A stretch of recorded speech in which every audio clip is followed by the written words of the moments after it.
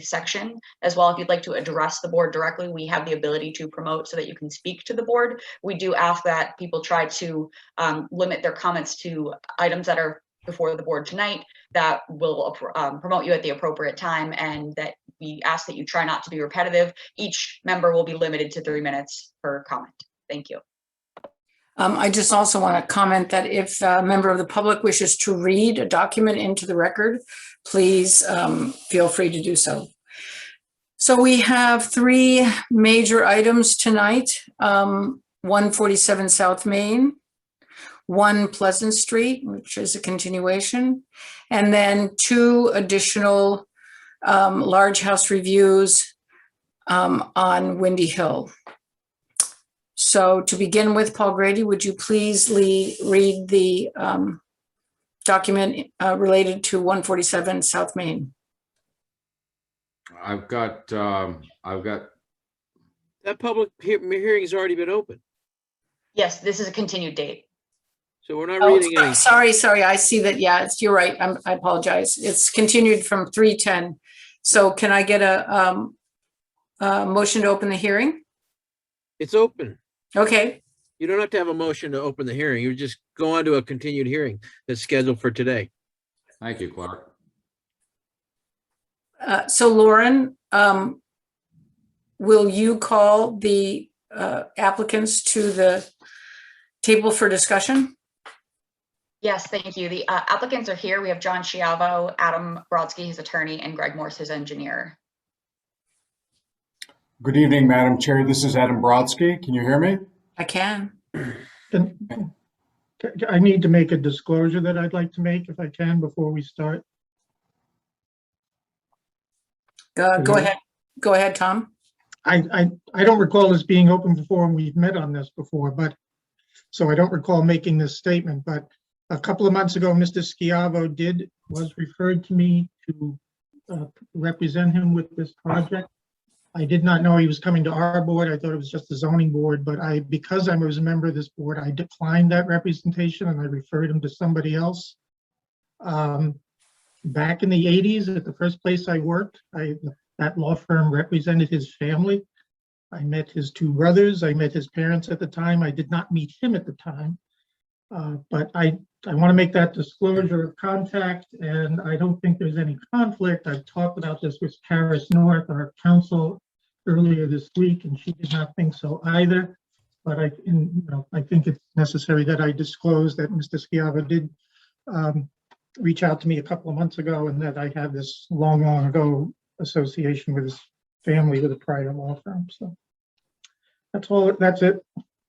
Right. If anybody has a real objection to me participating, so be it. Let me know. But no objection. Karis and I talked about it the other day. I didn't think it was a problem. All right. Thank you, Tom, and thank you for that disclosure. Lauren, would you guide us into this conversation, please?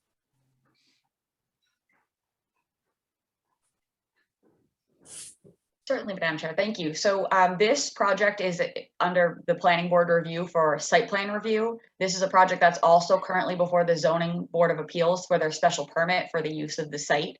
That is a hearing that is open and has been actually continued. I don't know the date certain on that. I'm sure either the applicant or even Jen Orm can fill you in to the timeline as that. They do need to file with the Conservation Commission. It's my understanding that that has not yet occurred. And we received the latest plans for this site actually yesterday from Morse Engineering regarding the plans, and we did hear back from Patrick Brennan, the peer review engineer, today. So I know that this is short notice typically for our timelines for review for the planning board. We do, in terms of our scheduled hearings, we request that items are 1 week from the hearing date. So that's where we stand right now. The last time that we actually opened this hearing, it was an open and immediate continuation. We have not heard from the applicants yet. So with that, I will turn it to Mr. Brodsky to make any other statements that he made. Thank you.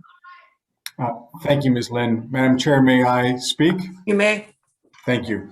Good evening, everyone. My name is Adam Brodsky. As you know, I'm an environmental and land use lawyer with Drowan, Tacho, and Morgan, and I represent John Schiavo as trustee of the Schiavo Family Trust.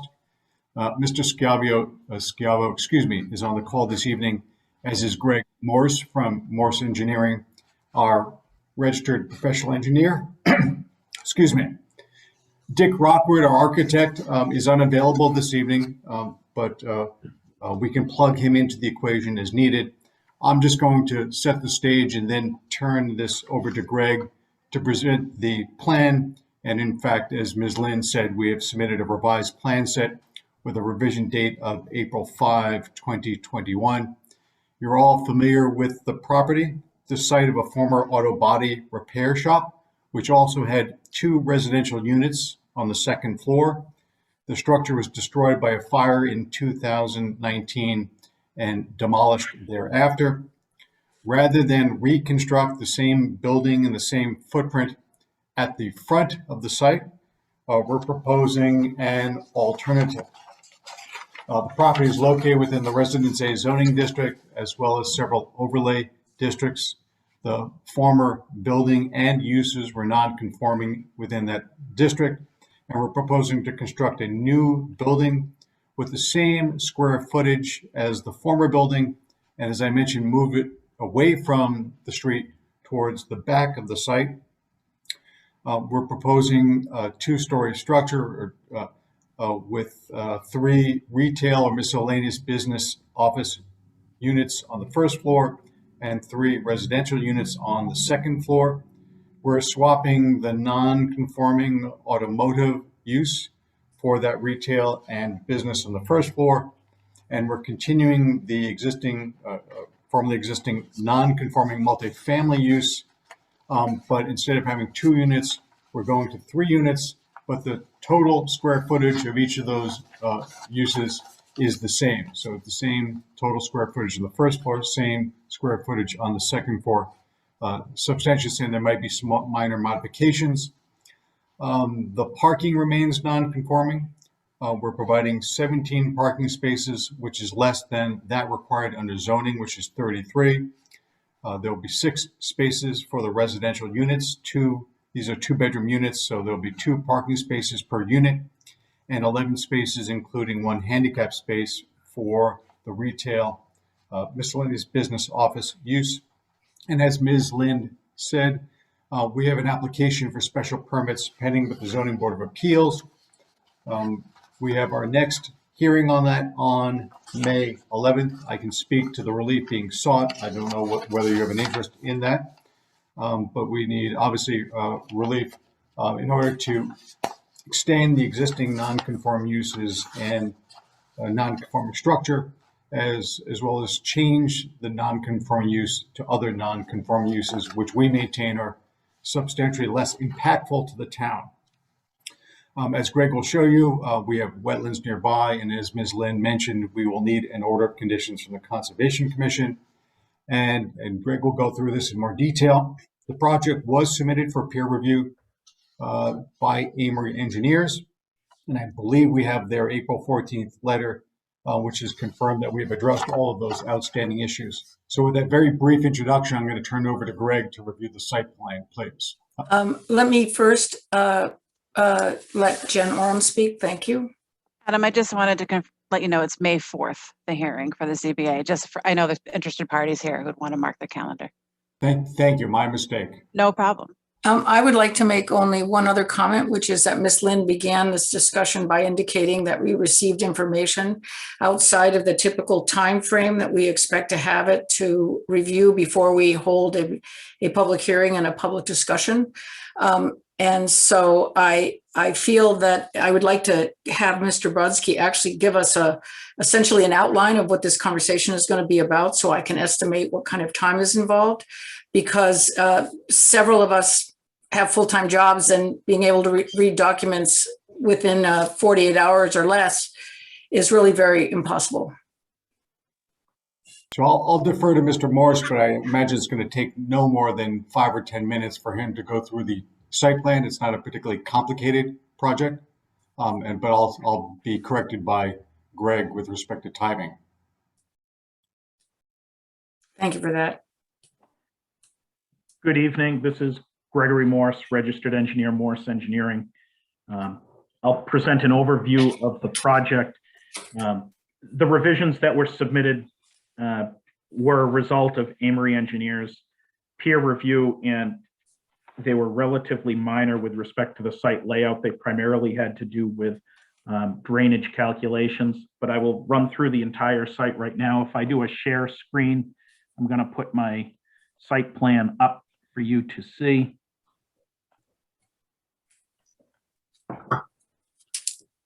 Can you see that plan?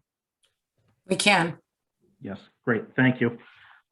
So the property is located at 147 South Main Street. For reference, South Main Street is over here at the top right page of the screen. The bold line represents the property line. It's approximately 20,129 square feet in size. It's entirely upland land area. There are, however, two off-site wetland resources. At the bottom of the screen here, our property abuts Spring Street, and along Spring Street is a small bordering vegetated wetland, which we've highlighted in blue. Off of that, there's a 50-foot buffer zone and a 100-foot buffer zone shown in green. To the north of the site, off-site, the top left of the page is a perennial stream.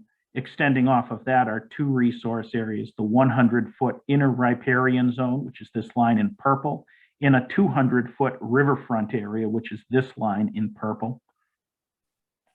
The site is partially located in a FEMA floodplain. This dashed line right here in black represents the delineation between a FEMA zone AE at elevation 9 versus FEMA zone X, which is this portion of the site. The property was previously developed with an existing building that's depicted right here. That building was approximately 3,200 square feet of building footprint. On the first level, again, it had commercial garage used for auto body services. On the second floor were two apartments. And as you'll see, the existing conditions here, the site has been previously cleared. There was asphalt surface along the front and sides of the building. There's recycled and reclaimed asphalt surface out back behind the building. Looking at the property, you know that there's a commercial property immediately adjacent at the corner of South Main Street and Spring Street. This is a garage directly across the street on South Main Street, St. Anthony's Church, and then the abutting on the north into the west are residential properties. The proposal here is depicted on our site plans on sheet 4, which is to construct a new 2-story wood-framed building. The new building is located right here on the site, so it's further back from South Main Street. The first floor would have 3 spaces that are retail spaces. They vary in size from 600 to 800 square feet. And then the second floor has 3 2-bedroom apartment units, being 900 square feet. The total footprint of this building, again, is the same as the building that was on the site previously, coming in at 3,200 square feet in size. To support this building, we have sewer, gas, electric, and water services connecting to South Main Street and to Spring Street. It's important to note the water service actually is 2 water services. One of them is the potable drinking water supply. The second one is a fire service. The building will be fully sprinkled, all of the units inside. The parking lot, the access to this site will be coming in off of South Main Street up here. It provides access to parking spaces in the front of the building, as well as parking spaces on the side of the building over here. It's a total of 17 parking spaces in total, one of them being ADA accessible right here. Along the facade of the building, we have a proposed sidewalk along the front with access into the retail units. Along the side of the building, we have access into the residential units, and we have a landscaping bed along that side. For landscaping on the site, we've proposed a fence which would start at the northern corner up at South Main Street and run along that northern lot line. It's a 6-foot stockade fence. And then it would run along the western lot line down to Spring Street as well. We have stockade fence buffering the adjacent commercial property at this location.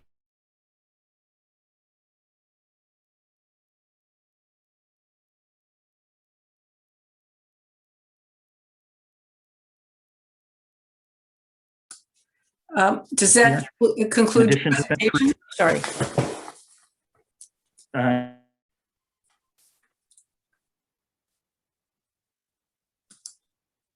Madam Chair, it sounds like we may have some technical difficulties with Mr. Morse. Yes, that's what I concluded. Is there someone else on their team that can pick up the discussion? I can do my best. I'm not obviously going to be able to advance the plans, but the site is going to be served by a new stormwater management system that will comply with the Massachusetts stormwater standards and has been reviewed and modified in minor respects in response to those comments by Avery Engineering. We also do have some some architectural plans in the plan set. I can try and locate them and see if I can share screen. Perhaps as an alternative, I don't know whether Ms. Lind would have the ability to bring them up. Included in the plan set is also a landscape plan, proposed landscaping, as well as a lighting plan that demonstrates that there'll be no light that will escape off of the project site. Again, I can take you through the architectural plans if you want to put them up, or if you wish me to try and locate them on my system. I'm working remotely, so I'd have to tap into my office system to be able to do that. So one question, let's see, Lauren, are you able to do that?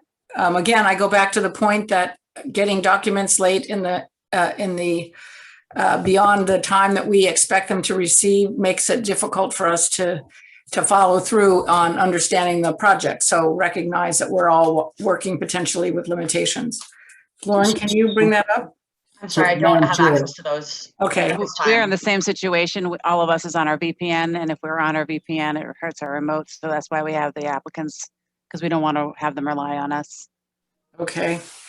Madam Chair, just on that point, I think Greg Morse addressed it. I think the plans that were submitted to make minor changes to the to respond to the comments by your peer review consultant, and we only got those comments recently. I believe that the plan sets have been in the office for some time, so I just wanted to make that clear. And Mr. Morse tells me that his internet is down, so he's trying to reconnect and should be back with us in a few minutes. I just want to make a couple comments, Amy. That's fine. Go ahead. Since we haven't gotten the drawings until the updated drawings until recently, obviously we're not going to close the public hearing. This is a site plan review, which has specific criteria that are involved. But we did get a set of plans and the first go round that had a code sheet that referenced a project in Milton. And then I noticed that the most recent plan set, architectural plans, does not have a code or I don't think it has a zoning summary attached to it. It's just a floor plan and some exterior elevations. I do have some comments about those architectural drawings.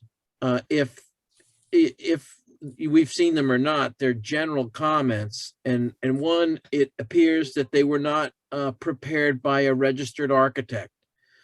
And the reason that's important is that this is a mixed use project. It's multifamily, and it falls under the regular building code, not the 1 and 2 family building code.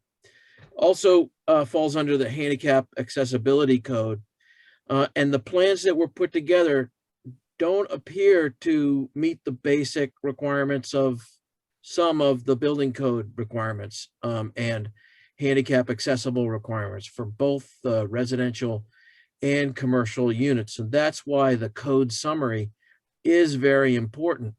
But I think that the applicant should know that he's, in order to get a building permit to build this, he's got to have an architect who's registered, who can stamp plans and submit them for a building permit. So if he's using a designer, residential house designer, however talented they are, they really need to know about mixed use and commercial use requirements. And it's not what I see from the plans. It's not evident. Now, something related to the site plans are accessible routes to and from the retail units. Some of the space to get into these retail units don't appear to be compliant. So I really think that the team has to go back and design a project that meets code, because there's really no reason for us to look at a project that doesn't meet the basics of the building code. Thank you, Clark.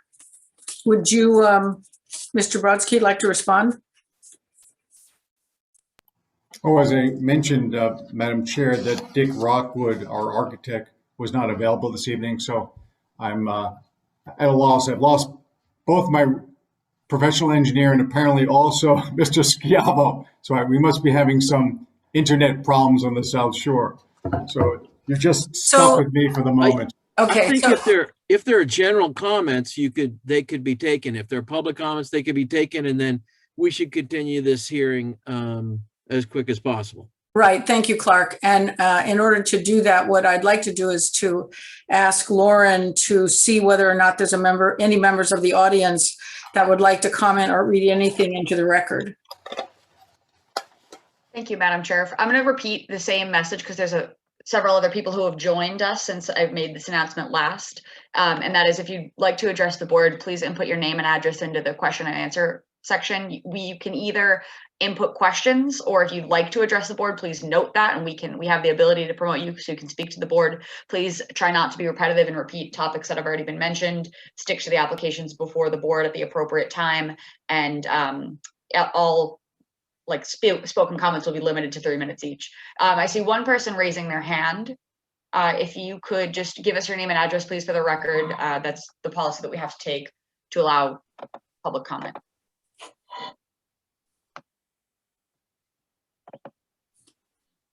Oh, I see. Let's see.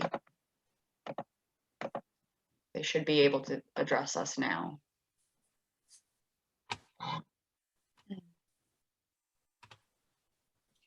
She identified herself. Hello? Thank you. That's Michelle Goodson of 143 South Main Street. Yes, can you hear me? Yes, we can. Thank you. So thank you very much for your time. I'll be very quick. Just a little bit, I do have an extensive architectural background as well as a design background in both commercial and residential new construction and renovation.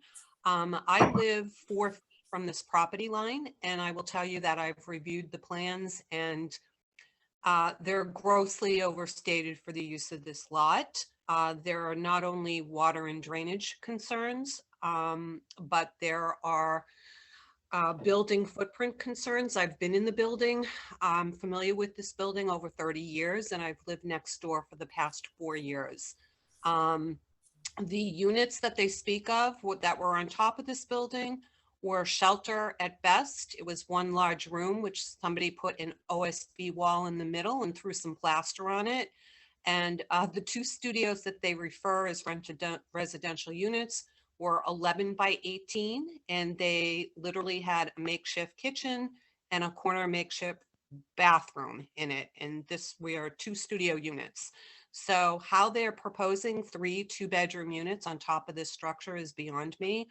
But there are many, many issues with this plan. The lighting is completely insane. 20-foot poles of lighting. The same thing with the coming in and out of South Main Street, 17 cars. It looks like, according to the plans, these cars are parked right up against my house. I don't know how the traffic flow is going to work.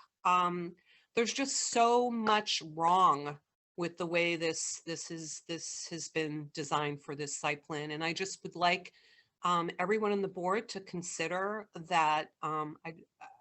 There's just so many issues with the traffic flow, the lighting, the drainage, and I also provided Jen with some EPA and DEW files on record regarding what's underneath these so-called asphalt that they keep referring to. These were not asphalt coverings. This is gravel that somebody brought in and threw on the ground. So there's no asphalt that they keep referring to. So I would just like the board to recognize that, you know, as a butters, all three people have grave concerns about this site plan, and specifically me, because I'm the most impacted. I'm 4 feet away from this property. And it's just been a very direct type of situation to begin with their building previously, and the fire and all the damage that was done to the property. So I just respectfully ask that everyone on these boards really examine the drawings and the proposal for this site, because I feel it's grossly overplanned. And that's it. Thank you for your time. Thank you for that too. We appreciate that. Lauren, do we have other members of the public who would like to speak? There are no other members of the public who have indicated that such. All right. So I'd like to ask Clark Brewer whether or not, in light of what you had to say and the items that seem to be missed, Mr. Brodsky? Madam Chair, would it be helpful to get any other comments from other board members so that we're better prepared for the next meeting? I have Mr. Brewer's comments, but it'd be helpful if anyone else has any additional concerns. And I should say that we've heard Ms. Goodson. She's respectfully mistaken regarding some basic facts, but we're listening to her comments and concerns. Thank you for that. Let me first go to Tom Callahan, then I'll go in alphabetical order. Thank you. I would just say to Ms. Goodson, I appreciate your comments. Some of those are outside the purview of this board under site plan review. Specifically, I would think how many residences are being added. But I would encourage you to bring those up to the zoning board, because that's exactly what they are making their decisions on under Article 8 of the bylaw. My concerns that I wanted to just bring up, they don't have to be answered tonight, but the letter we got from the Afshars, drainage concerns me, and how that's going to be addressed. I realize Concom has primary jurisdiction over that, but it is something within site plan review. And what is under this property concerns me. I don't know if it has ever had a 21E. You're going to be digging a new foundation, you're going to be digging it up. I thought years ago the property next to it that used to be a gas station had an issue, and I don't know if anything has migrated from that property onto this property. I realized this wasn't a gas station and it was just a repair shop, different animal, but I just hope this property didn't inherit any problems from next door. So I would like to know, at the next time we get together, what is the status, the 21E status of this property? And if you can find out about the one next door as well, because of potential migration. And if there is an issue, I want to know how it's being addressed in this project. Thank you for that. Paul Caleri? Madam Chair, do you want me to respond to at least that last comment from Mr. Callahan? That's fine. That's fine. I was going to collect comments and then pass them to you, but that's fine. Well, no, thank you, because this was a subject that was raised during the Zoning Board of Appeals. Okay. And again, I say this with all due respect. the existence of oil or hazardous materials on this property, and I'm not suggesting that there are, is simply not within the jurisdiction of either the Zoning Board of Appeals or the Planning Board. But just to bring you up to speed, that in connection with the fire, there was concern of a release associated with the fire water coming into contact with the materials within the building. That release was reported to DEP in accordance with the Massachusetts contingency plan. Licensed site professional was hired to perform assessment and remedial activities. We provided, and they collected groundwater samples as well as soil samples relating to the site, remediated the site, and the site was closed out with a permanent solution without conditions that the levels of contamination associated with that fire had been reduced to background levels. All of that information was provided to the Zoning Board of Appeals. I imagine we can provide the same information to this board. In the event during construction that anyone encounters oil or hazardous material on any building site, not only this site, but any site in the town, the contractors have obligations to report those releases to the Department of Environmental Protection, which has primary jurisdiction over this issue. And so I just wanted to nip this in the bud because, the fear about potential contamination is, while I can appreciate it being a generalized concern, it's not a subject for review by the planning board during site plan review. And as I said, we've provided publicly available information regarding the existing environmental conditions that were assessed by a licensed site professional. So I just want to make that point, and thank you. Thank you for that. Paul Caleri, and then Paul, I'll get to you, Paul Grady. No further comments, Madam Chair. All right, thank you. Paul Grady? So again, this out of the jurisdiction. So DEP got involved in the review and looking at this this parcel, Mr. Brodsky? So in Massachusetts, Was a licensed person of the owner's choosing? I'm just asking a question. Yes, sir. So in Massachusetts, we have a privatized hazardous cleanup program. It's supervised by DEP. The regulatory program is extensive. The Massachusetts Contingency Plan, which are the regulations under Chapter 21E, are, 6 inches thick.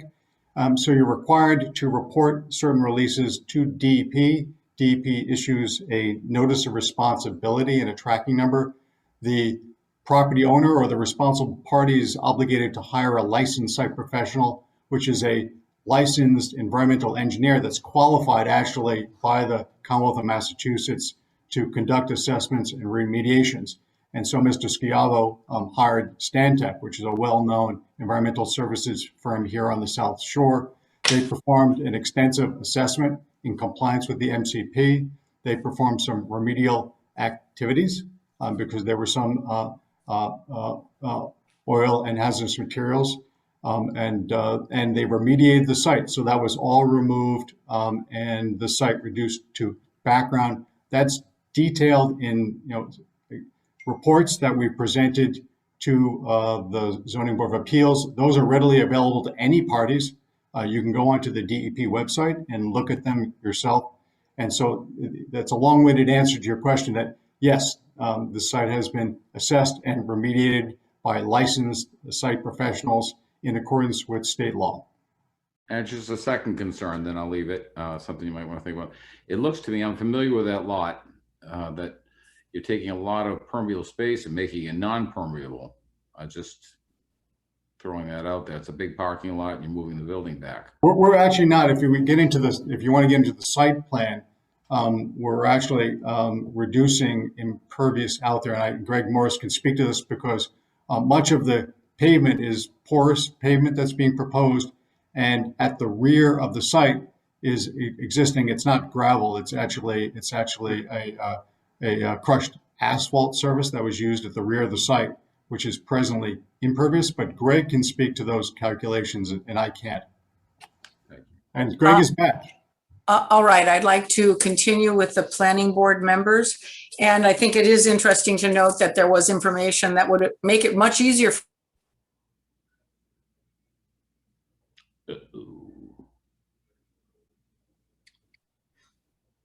Amy, you're frozen if you take off your video.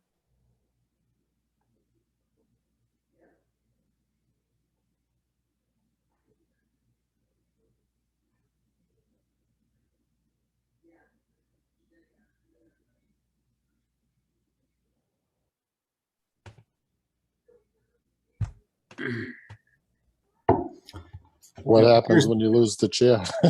We lost the chair.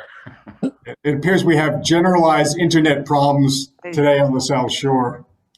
I would say that the vice chair would take Oh, over. that would be, be careful what you wish for. Wait, You're up, Tom.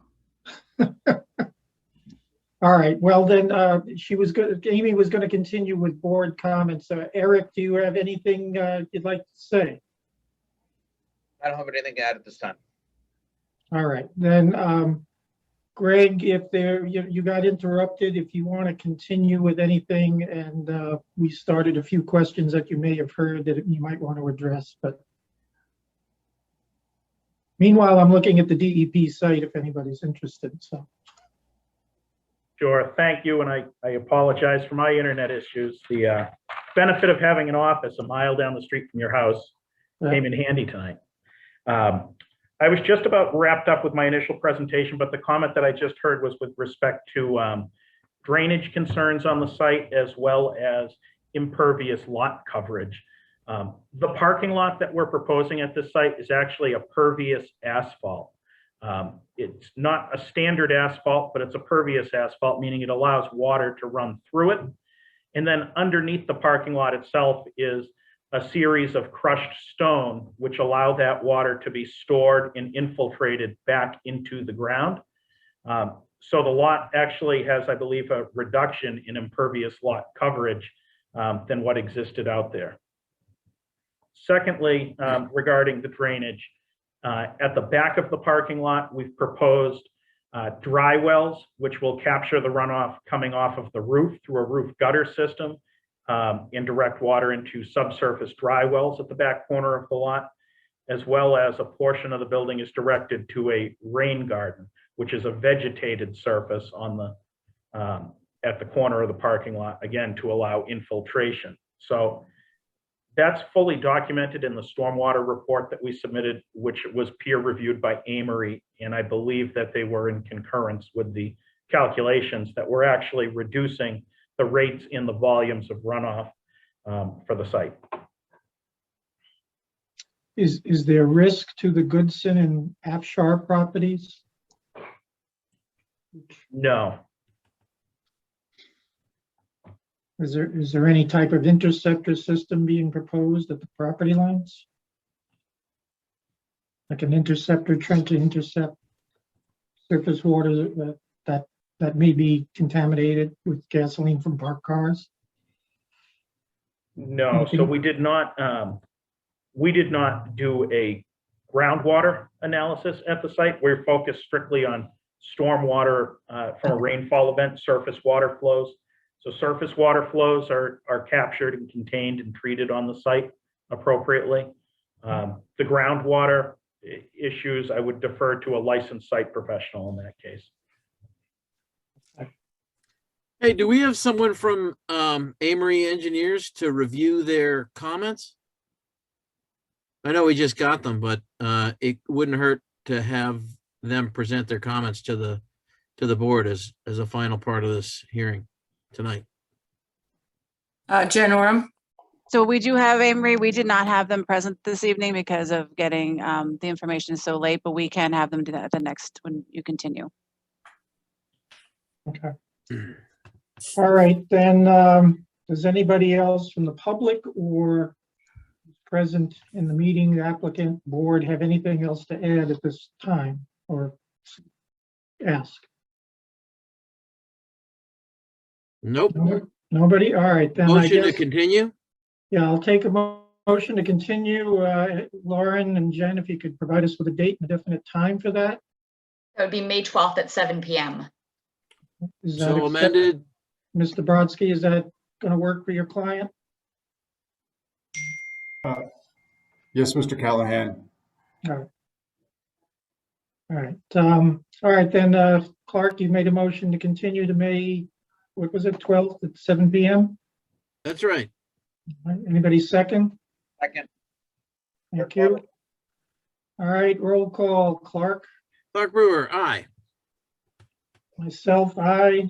Paul Caleri, Paul Caleri, aye. Paul Grady, Paul Grady, aye. Amy, Amy Glassmeyer, aye. and Eric. Butter, aye. Okay, so we'll continue this matter to May 12th at 7. You have, I think, Adam, a lot of information what we're looking for, but I did take a quick glance at the DEP site while we're sitting here. I noticed Ms. Goodson cited, I think, the same case.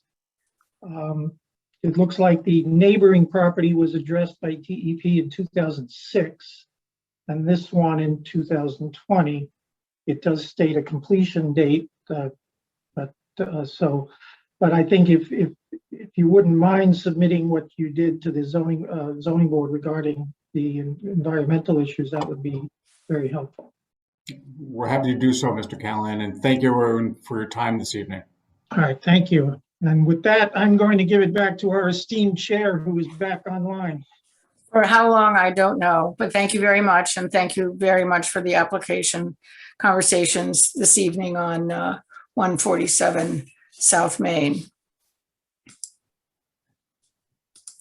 So we're going to move to the next hearing, which is the hearing of the Cohasset zoning bylaw for a combination village business district and special permit and site plan review application. And in this instance, I'm going to turn it over to Ms. Lynn to kind of give us an update, and then we'll proceed. Madam Chair, just for the record, I keep getting intermittent Wi-Fi notices, so I'm going to leave my camera off so that I hopefully don't drop off from you. One Pleasant Street is a continuation of a hearing for site plan review and special permit before the planning board. It's under the Village Business District. Tonight we have here to represent Attorney Jeffrey DeLisi. We have, I believe, yes, Paul Sheeran, the applicant. From our peer review engineers, we have Jim Riordan and Jeff Santa Cruz. I see Andrew Arsenault with a hand raised. Mr. DeLisi, is that someone who should be joining the team on this?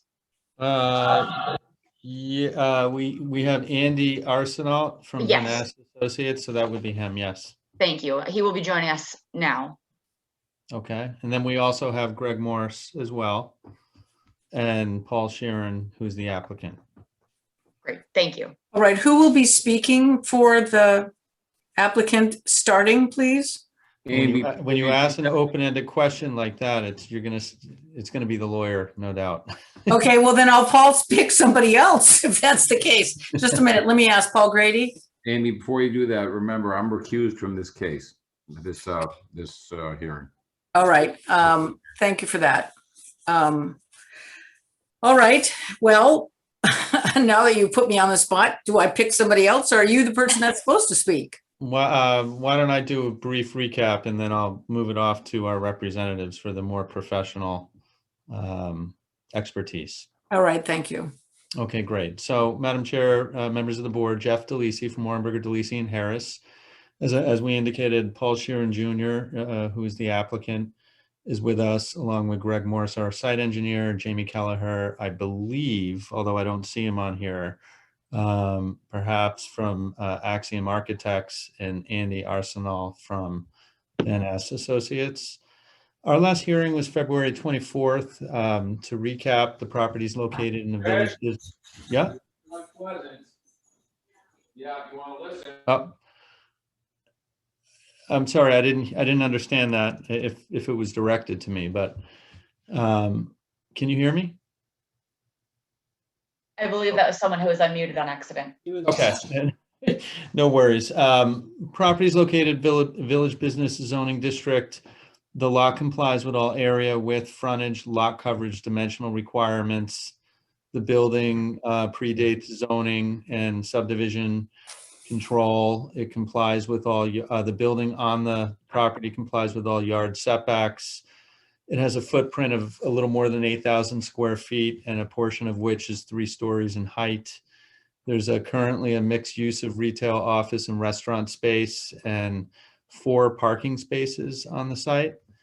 On the 24th, we reviewed the proposal with the board. Basically, a brief recap: raise and reconstruct the building, slightly increasing the footprint by about 250 square feet. We bring in the building closer to Pleasant Street to blend into the village. We're reorientating the building slightly on the site for safety purposes. In addition to the similar commercial uses, the 2 floors above the first floor will be 14 rental units, 7 on the second floor and 7 on the third, containing a total of 22 bedrooms. 4 of those units have been volunteered by Mr. Sheeran to be deed restricted as affordable. That's 25%. I think inclusionary zoning only requires 10%. And by bringing it to 25%, which is 4 units, all 14 units of rental housing will be allowed to be counted in the town's affordable housing inventory. We're increasing the off-street parking such that there will be 31 spaces on the site as opposed to 4. And we are bringing the entire building into code compliance and handicap accessibility. Your jurisdiction is under section or Article 12 of your bylaw. And I think Article 18 maybe for the special permit. Could be wrong about that. But in any event, we believe we meet the performance standards under Article 18 for the special permit. The finding that the board has to make is that the approval would not be detrimental to the public health, safety, welfare, comfort, or convenience to the community, and will not be adverse to the town's economy and environment, and will not have an adverse effect on adjoining properties or properties generally in the district. As I indicated at the last meeting, Mr. Sheeran is a lifelong resident of Cohasset. He's very excited to do something special in the town.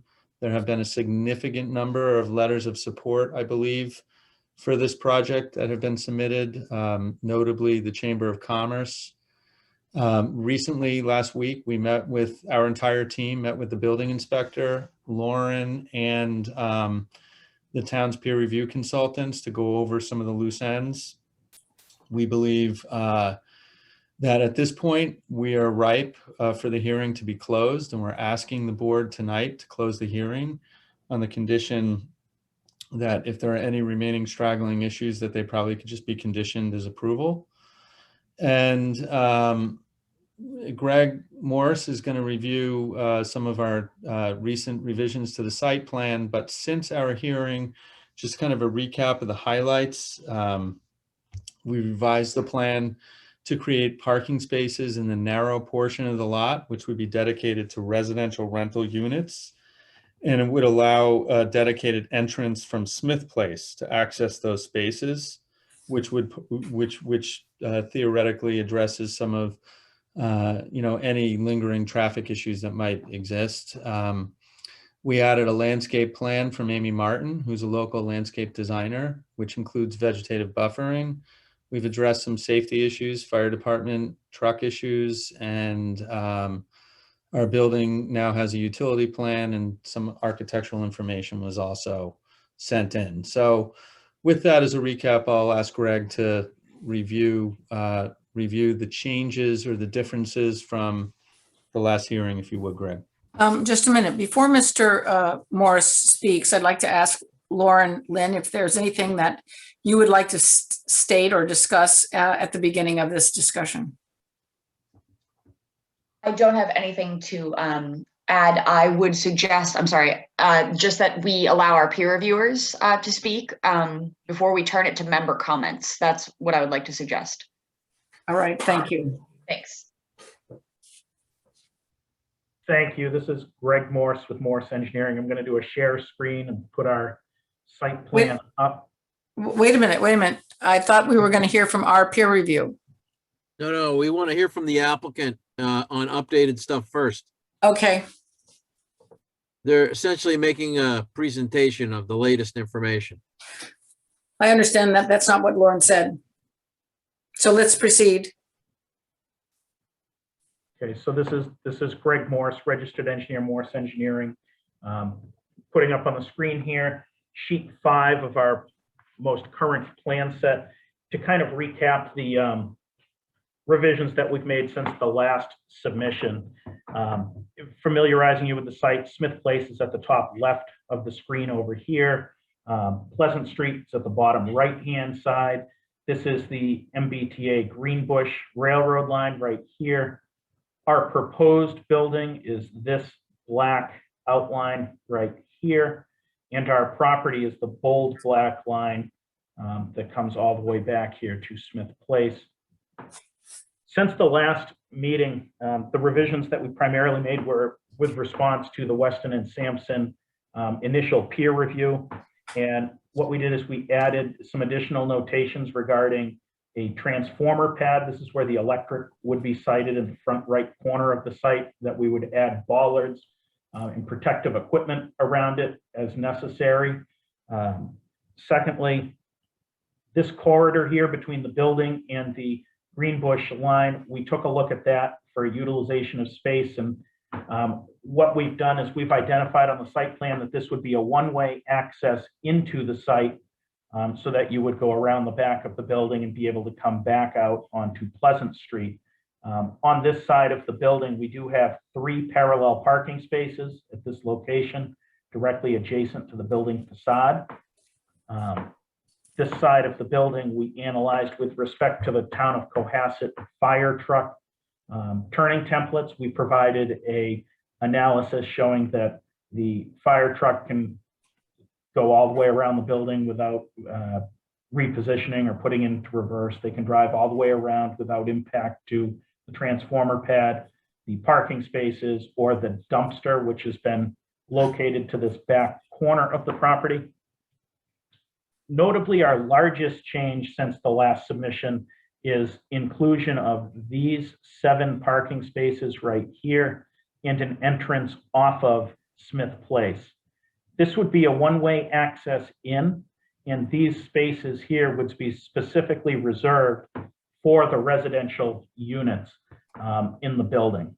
So there would be no exit to Smith Place. The exit would still be out here to Pleasant Street, but this would be a one-way in to these spaces, which would be an additional 7 parking spaces on the site, bringing the total to 31 parking spaces.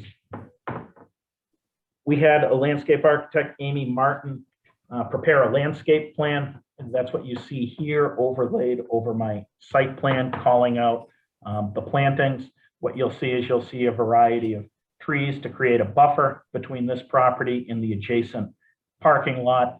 You see some buffer plantings along the lot lines. You see some plantings within the landscape islands and the parking lot areas and adjacent to the parking spaces. We've added snow storage areas, identifying where snow could be stockpiled within the landscaped areas and adjacent to the parking lot in the event of a snowstorm.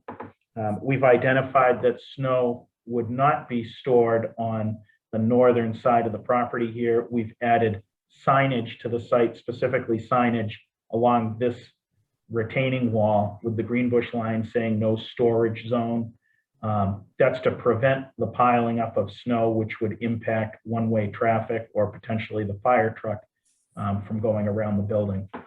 Other signage that we added was a one-way in at Smith Place and a do not enter sign at the corner of the building so that you don't have cars going the wrong way up the one-way access.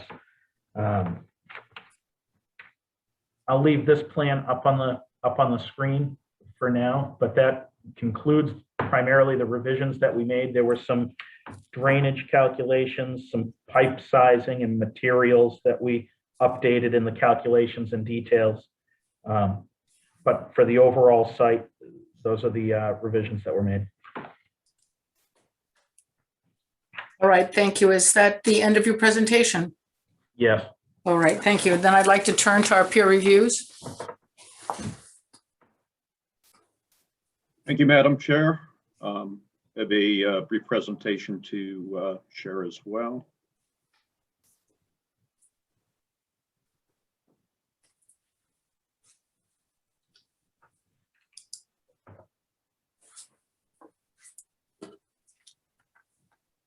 Please confirm that's actually visible.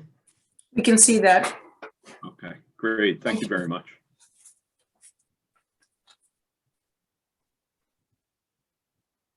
So this is continuation of our peer review.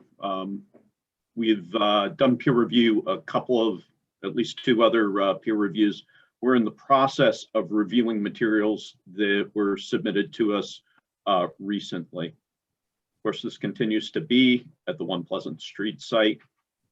Some additions and updates remain in process with the peer review.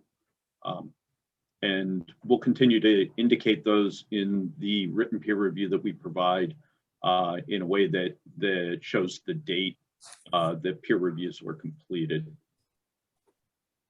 Review topics include bylaw compliance, site plan layout, public realm, which is primarily focused on stormwater, traffic and circulation, architecture, affordable housing, landscape architecture. These are the review criteria that we're using. I think they were being alluded to earlier. These are the materials that we've received since the previous peer review that we did. The last peer review was dated March 22nd, and I believe that was provided to the board. We've received additional site plan materials.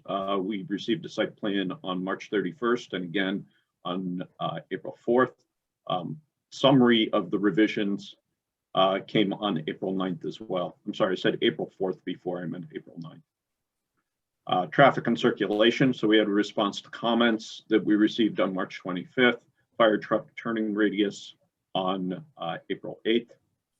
Architecture included roof and layout of the building.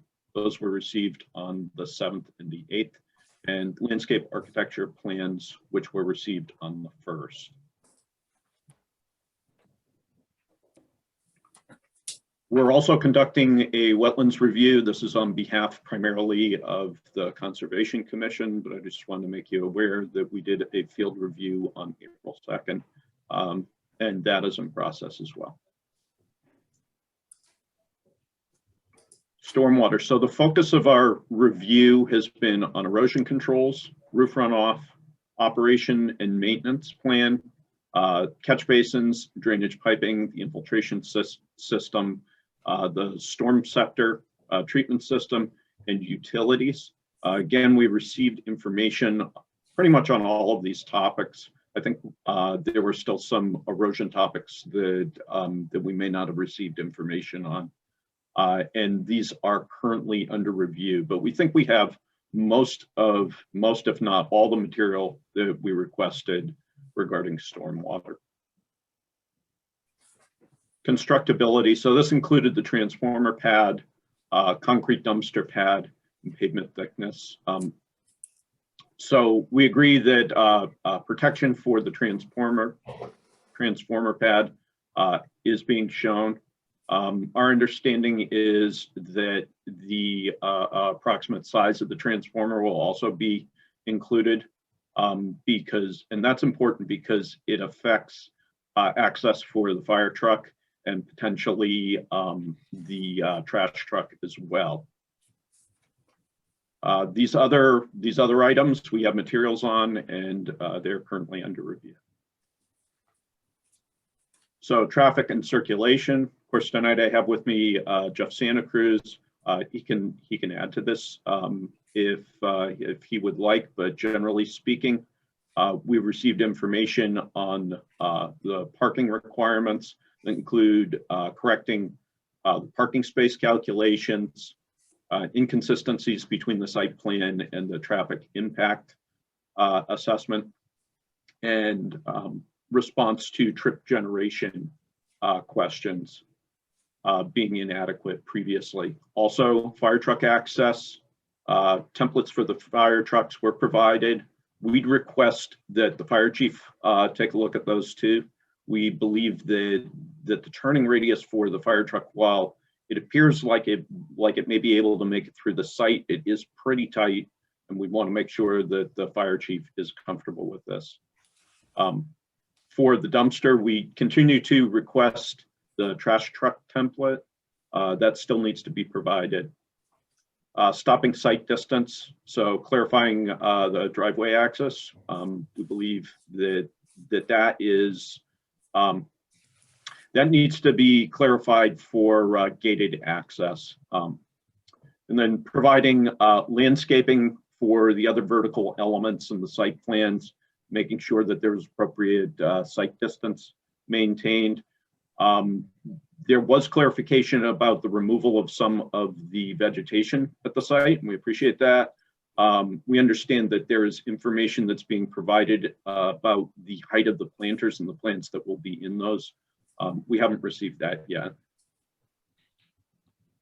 Sidewalk, so providing for sidewalk reconstruction along Pleasant Street, that still needs to be taken care of. Driveways, again, clarifying that the proposed transformer pad location will be adequately protected from vehicles. The bollards are proposed, so we believe that provides appropriate protection. We just want to understand the size of that transformer pad. And then clarifying ingress and egress of the eastern driveway. As I mentioned previously, there was an indication that they might gate, and then we were given information that indicated that they didn't need to do that anymore. That needs to be confirmed. Screening of the parking ground level parking, excuse me, includes screening as required by the design guidelines. That is under review. The ADA parking standards. So while that's been resolved, the ADA parking standards appear to have been resolved. It appears that the resolution to that issue, which involved some regrading of the site, may have caused a problem with the proposed catch basin being a little bit too steep on the grading near that catch basin. That's something that will need to be resolved. Fairly minor issue though. Architecture, so on the roof height side of things, updated roof plan was requested to confirm compliance. That was provided. However, we do note that the elevator in the building doesn't seem to show the shaft height in the roof or in the designs, and that needs to be clarified and make sure there's enough room for that. Ventilation and mechanical equipment. So we asked that they provide location of the mechanical equipment, and they did do that. The applicant was also going to provide noise rating for the spec sheets and the type of system that is being used. There was some discussion about the type of system, but there was supposed to be a spec sheet provided also, and we're awaiting that. The building facade modulation, that is under review. Egress, so providing a sprinkler system and sprinkler system details. We believe that this is a building that's going to need to be sprinkled. If for some reason that requirement is waived, there need to be 2 egresses, 2 stairways that are usable from the building. And so one of these 2 things needs to be clarified. Electrical vehicle start charging stations. We suggest including some sort of charging station. That's not a requirement. Again, that's a suggestion. Sure. Okay. Affordable housing. We understand that the plan is to provide 4 units. We haven't received documentation of that yet. So that needs to be documented beyond verbal. It should be on the site plan. Landscape architecture. So we requested information regarding these topics: interior parcel design area, sidewalks and paths, sidewalk landscaping, off-street parking. These items are under review. We believe that we've received the information that we need to, make a disposition these particular topics. Similarly, parking lot landscaping, permeable pavement, lighting and signage. We've received information on each of these and they are under review. Street furniture, street trees, native species, and street tree installation. We received new information on the types of vegetation being provided in the site plan. the planting plan, excuse me, was incorporated in the site plan, which is something that we had requested. We appreciate that. That's currently under review. Similarly with each of these items, so tree caliper, service and loading areas, on-site open space, and water consumption. Next step, so we'll discuss this review with the town, update the memorandum with additional information as requested. And we would hope to be able to finalize the review following that. Thank you, Mr. Riordan. Could you sum up what percentage of your review is complete and what percentage still is required to be completed? I would say at this point, we're probably between 70 and 80% complete on our review, which would leave 20 to 30% still to be completed. So to be a little bit more specific about that, we've reviewed it, I guess informally, you might say, because we've done it verbally through internal meetings, and we're in the process of documenting that in a memo so that we can provide you with a clear indication of what's been reviewed and how we disposition each one of these topics.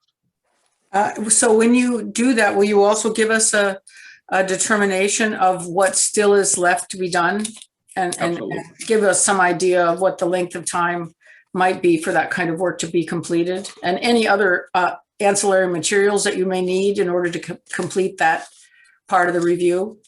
Absolutely. I mean, as far as the time requirement to produce those materials, I would respectfully defer to the applicant on that. But yes, we will provide you with those details. All right, thank you. Is there anybody else with you that is planning to speak? I would just offer Jeff Santa Cruz the opportunity to add any clarification on the traffic issues. I think the biggest thing is there have been some changes to the traffic sight distances from what was originally indicated in the traffic report as opposed to what is shown on the site plan. Specifically, the traffic study indicates a posted speed of 30 miles per hour with an advisory speed of 20 in the area of the corner going across the tracks back toward South Main. And now the site plans actually indicate that it's a posted speed of 20 miles an hour, and that's what all the calculations are based on. So in kind of a response, it'd be interesting to have the applicant explain what the difference is now and why they believe what they're showing is correct. Okay, so we'll write that one down and have that be something that enters into the discussion. So is there anyone else from either the applicant or the peer review that would like to speak at this time? Or otherwise I will turn to the planning board members themselves. No, I don't think that we have anything additional to add. I think that we obviously are very much interested in closing this meeting, but we understand that there are items that your review engineer believes still need to be taken care of. We would ask kind of a short leash. We don't, I don't see anything that would take a significant amount of time, and perhaps a, kind of a laundry list of what is needed from us in order for the review to be completed. I know it was verbal, but there are some new items in tonight's discussion that were not in the last engineering comments. So that's it. All right, thank you. So with that, I'll go alphabetically to the planning board members. Clark Brewer. Yeah, I will say that having a completed peer review to present to the planning board is going to be important. I think there were a couple of maybe design issues, like the patio area between the sidewalk and the front of the building, that needed some design attention. I haven't seen an update of that, but presumably if it doesn't exist, that the applicant would have time to address that area of design. And also I had asked, I think the architect, whether he required the fire department drive aisle lane between the building and the MBTA right of way. And I don't remember getting an answer whether he required it in order to maintain his building code required areas. Yeah, just to jump in on that, Clark, we did follow up with the fire department on that issue, and they do require that lane back there. Okay, they require it, but if it's so, I mean, the fire department gets whatever they want as long as it's reasonable, and you already have the lane established. The thing is, does the fire department, they can request it, but if it's not a building code requirement, it's just a different animal. Clark, can you be more specific about this? Well, yeah, I mean, I brought it up before where it seems like it's a large expanse of asphalt that's sort of a, you know, aesthetically, it's a dead zone. And these apartments are kind of, you know, you've got the train tracks, this dead zone. It's a great opportunity for some screening to the train tracks, which it's not a beautiful thing. Adding the 3 parking spots is good, but, you know, and having some access to the fire department for the fire department that's great. But my question was from a building code perspective and the area, was it required, not whether the fire department wanted it or not. So you don't have to answer that question right now. You've answered where you're coming from, but I'd just like to get some more information on that. Just so you know, it had to do with the length of the building, particularly I think the reason why the fire department was, I'll use the word insistent, but pretty consistent with their opinion that they wanted that driveway was because of the length of the building as well. Yeah, I'm familiar with this part of the building code. I just like an answer from the architect in writing as a follow-up, based on his analysis of the areas. Irregardless, and that's a real word now. What happened to the world? Yeah, I know. Webster's allows it irregardless. Well, irrespective of that, go Yeah. on. So I'd appreciate that. I also wondered, did you say that the main parking area is going to be one-way or two-way now? Still two-way? The main parking area is two? Greg, I believe that it's a one-way area now. So No. No. The Okay. main parking is one way with a do not enter at the sort of back part of the building? Yes, so the main parking area is 2-way, 24 width aisle, all along the facade of the building where all of the perpendicular parking is. Yeah. Okay, and then there's a do not enter kind of at the back of the building so that you don't exit out to Smith Place or go around the back side of the building in the wrong direction. Okay, understood. I think it would be important to note the signage, and maybe the peer review has put this on their review. I don't know. Because I don't think we saw the peer review or the partial peer review until tonight's 70 to 80% status report. So I would like to see the peer review before our next hearing. And if there's pylon signs that are going to be proposed, obviously the retail spaces are going to have some kind of building signs, but if there's going to be offices and every single office space gets a sign, where does it go? I think that would be a reasonable kind of design detail for the applicant to get a handle on.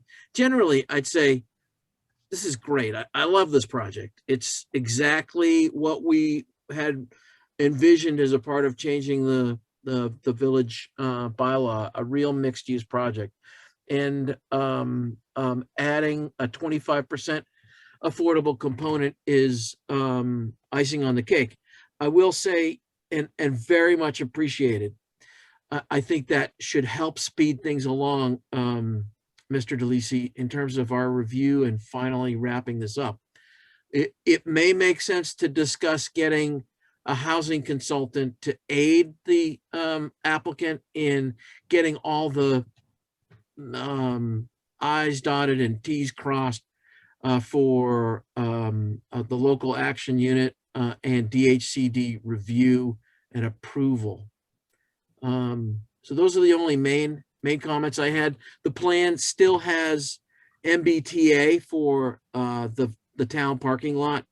Has anybody been able to find out whether that's actually town owned and deeded town owned? I thought that matter was answered at the last meeting by Greg, but I did not look into it since the meeting. It's a deed issue, but it's on your plans. I'd like to know if that's truly accurate. Okay. That's all the comments I have for tonight. Thank you.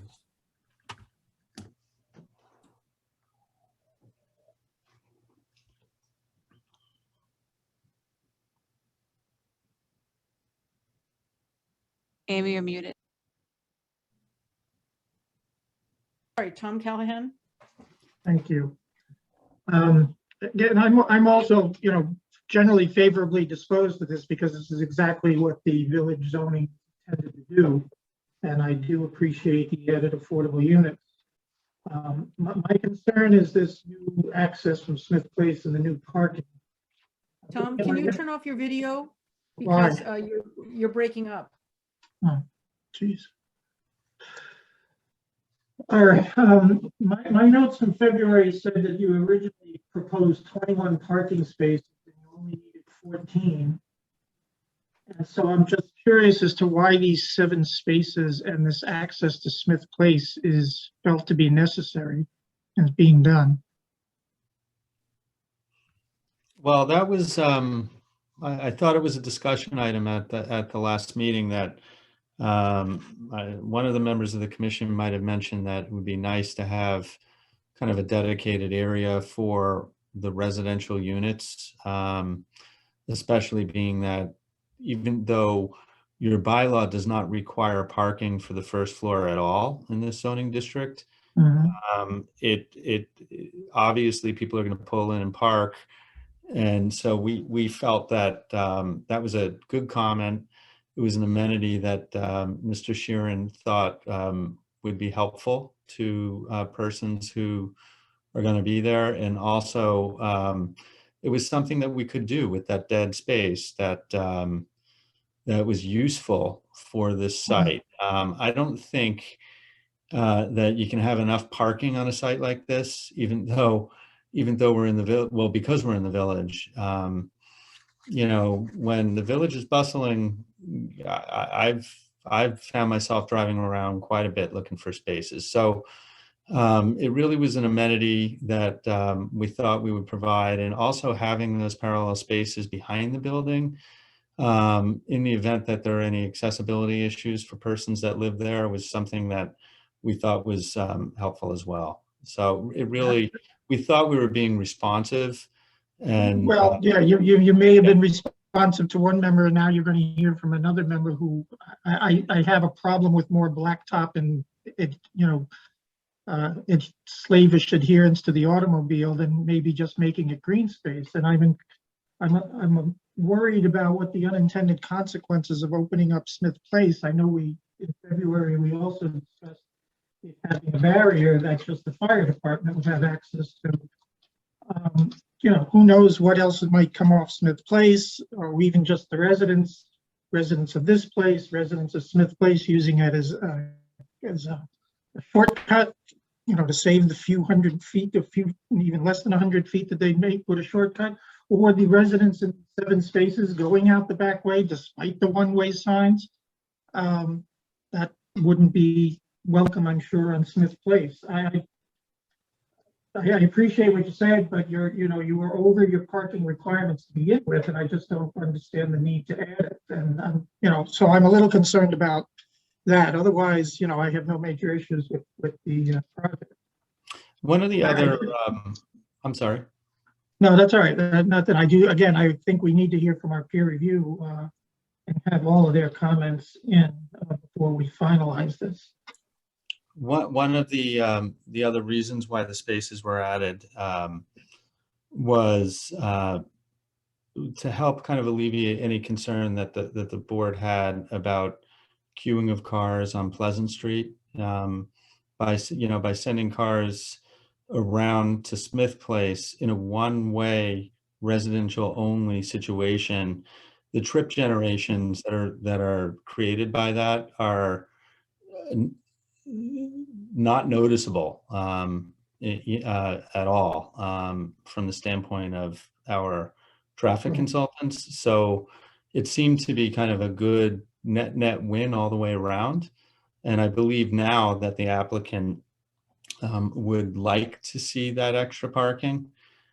So we would need a very clear sign from the entire board as to where it wants this issue to go. I certainly wouldn't want this to hold up and bring us into meeting number 4 on that particular issue, because there's a round of engineering that says, well, maybe it makes sense to not have parking there. So Well, we want it or we don't, we'll provide it or we won't.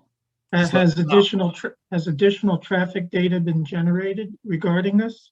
Yeah, you should have that in front of you. Yeah. Okay, well, that's why I had peer review. I don't have the time to read every bit of minutia, but deflecting traffic to Smith Place, I think, is a significant difference, even if it's relatively minor. And I just worry about this past, that it'll now be a clear lane from Smith Place to Pleasant Street. And it'll just be abused. That's what my concern is. But that's all I have to say. Tom, do you think that people that live on Smith Place will cut through or something? The actual people who live on Smith Place? Yeah, I cut think through the development? I think the residents of One Pleasant will go out, will ignore the fact that it's one way and go out that way. People in Smith Place would do it. And to the extent is any future development near the tracks along Smith Place, that use by Smith Place properties could be substantial in the future. I mean, we don't know what's coming down the road, but I think something was proposed there before. So I don't know what generated it. I don't recall that we gave any great sentiment in one direction or the other at the last meeting. And so when they were already over their parking requirements, I just don't understand. I'm just trying to understand. I want to get through the planning board members before we have a back. But that's it. Okay, can I do that? Is get to the other planning board members first? Yeah. Okay, thank you. Paul Caleri. Thank you. Good evening, everybody. I don't have any further comments than other comments that have been mentioned thus far. I will reiterate that we're very excited about potentially having some additional housing units in our housing stock, the affordable ones, that is. So on behalf of the Affordable Housing Steering Committee, we're excited about that. So that's it. That's all I got. Still like the plan, still like the design. Looking forward to the project. Great, thank you very much. Eric Potter. Hi, my video is a little off, so forgive me for that. I'm generally in favor of the project. I think it looks good. I think the changes have been good. I would definitely want to see the peer review finalized. I think that's important before going to a vote. 2 quick things. One is with regard to the parking Tom was talking about. I am in favor of the parking in the back, for the reason being that my biggest concern about development of the site is safety for pedestrians and for people coming and going, especially with there being a patio there. We hope that there's going to be a successful business or businesses at the site. And if that's the case, there could be a demand for parking. And I would concur with Jeff that parking in the village is extremely difficult to find at certain times of the day.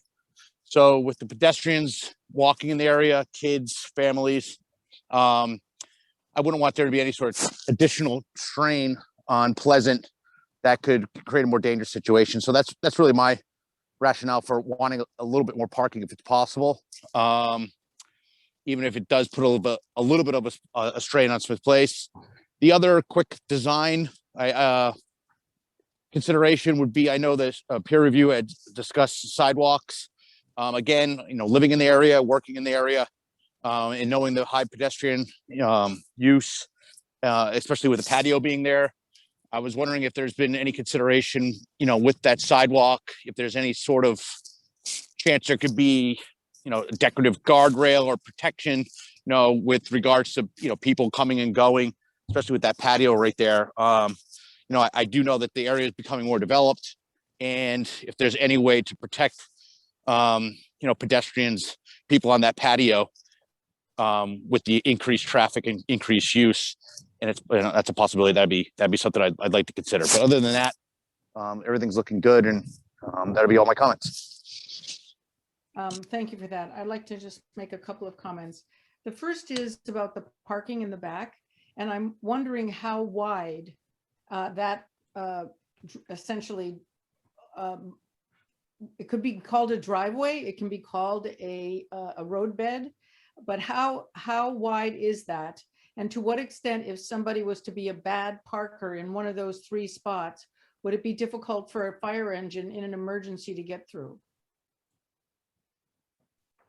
So the pavement that's at that location is 18 feet in width, and it's one way through there.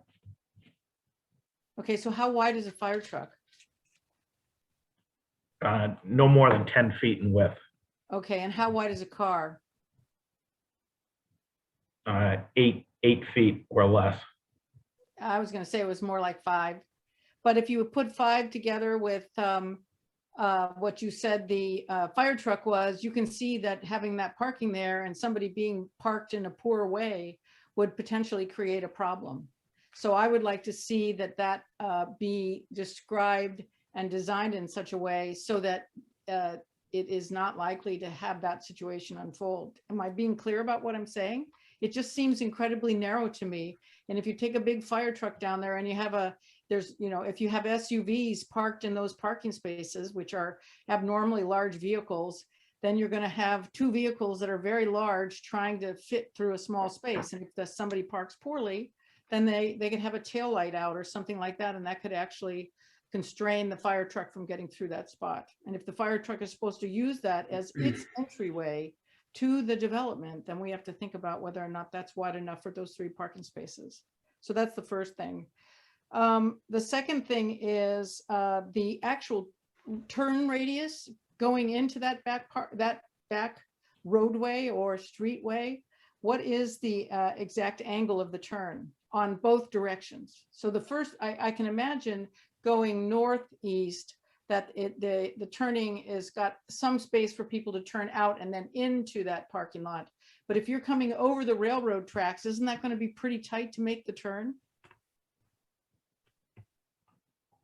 No, at that location, the curb radius, it's a minimum of 10 feet. And the actual width of the opening is 24 feet wide at that location, which is a standard opening. We've provided the turning templates showing that the largest fire truck, the ladder truck, can navigate that turn no problem. Okay, but I think that's again another one of those issues. The last, I would reiterate what Mr. Potter said, from the standpoint that that's a busy area, and at some points there can be 10 or 15 cars stacked back, and then people rushing to get through the train stop once it's open again.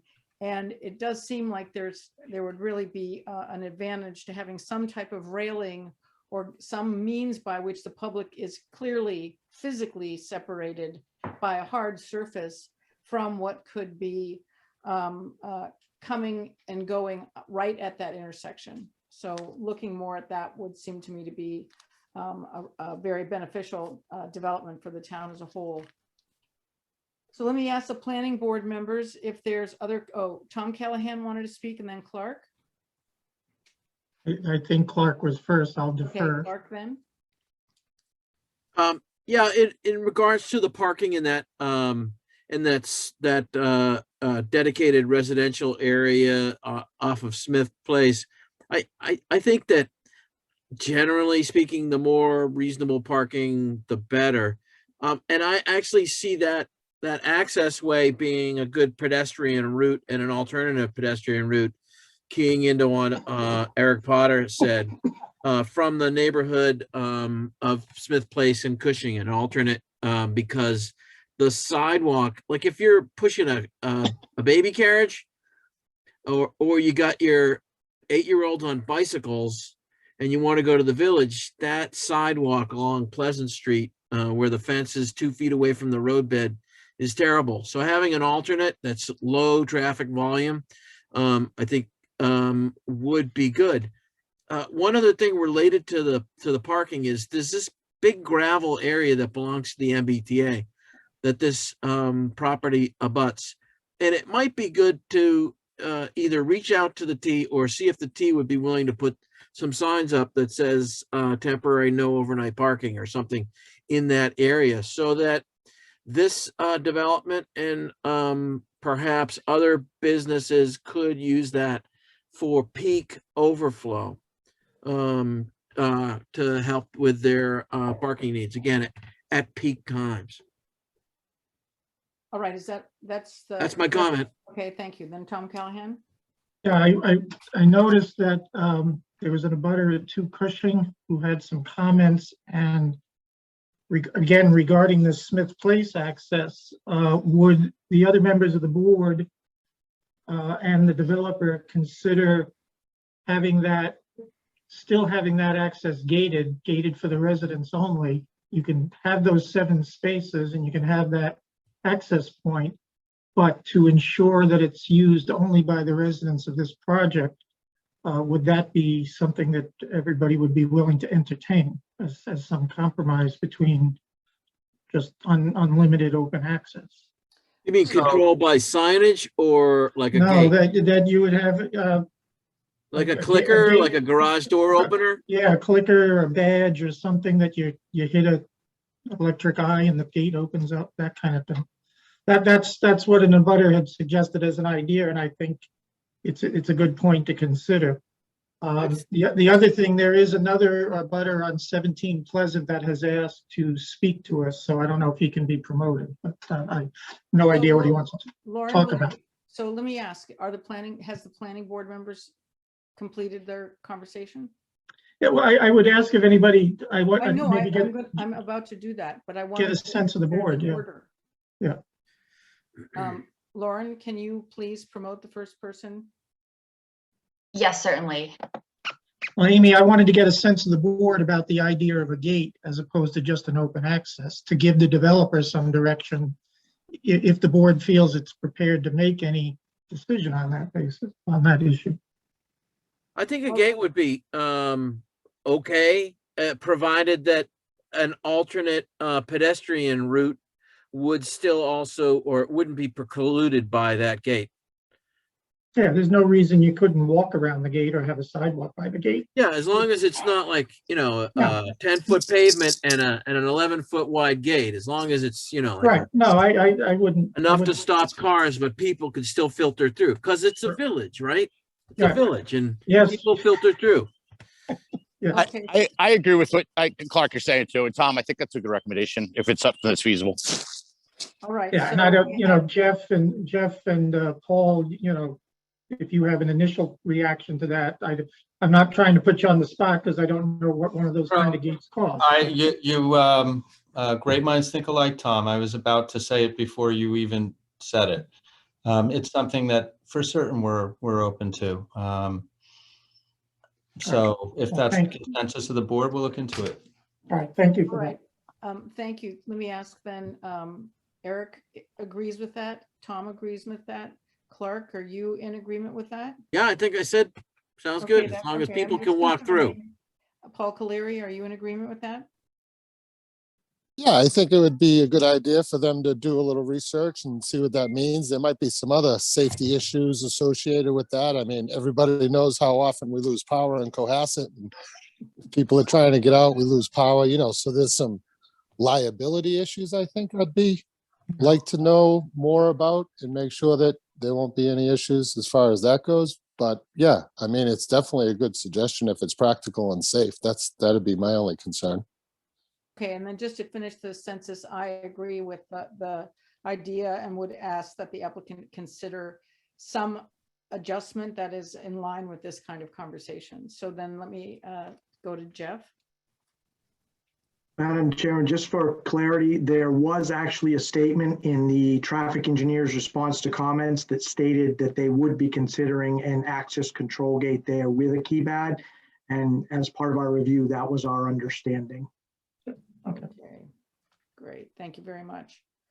All right, so does any of the planning board members wish to say anything further, or may I have the public elevated to speak?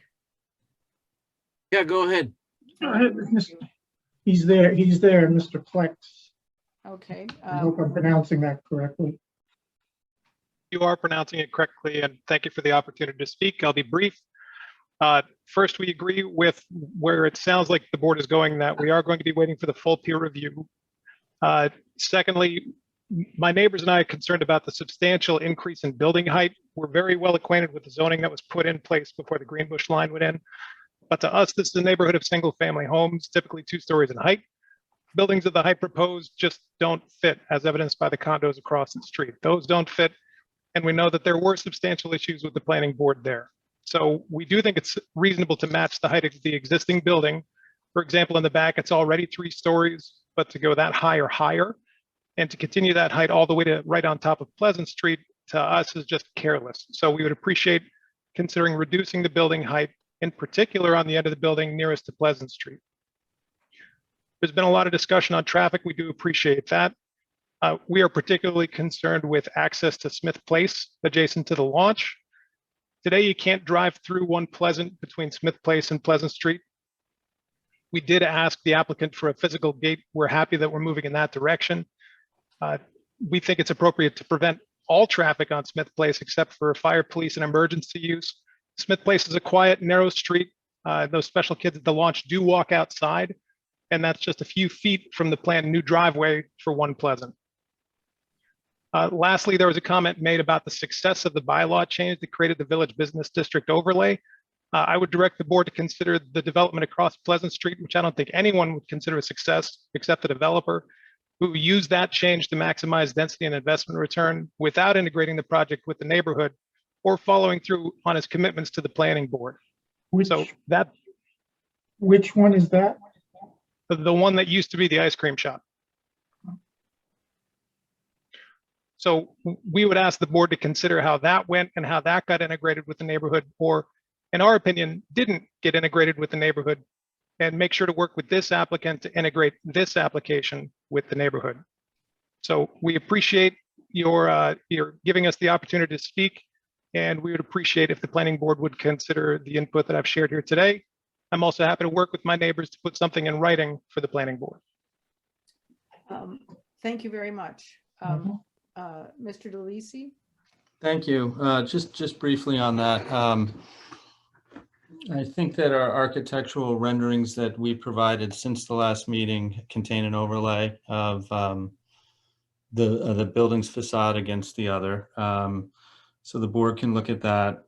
I also wanted to point out that the issue of height, in a sense, has already been decided because the town has voted to, in this particular district, which is not a residential district, allow buildings that are 3 feet in height or 3 stories in height. And this is not the project across the street. So we meet all of the dimensional and lot requirements, including height. And I think that at the minimum is all that the developer is required to do. All right, thank you, Mr. DeLisi. Lauren Lynn, can we go back to public comments? The only two other public comments that are listed in the chat are for the next agenda items, not for this agenda item. All right, so then, does any planning board member have anything else they'd like to say?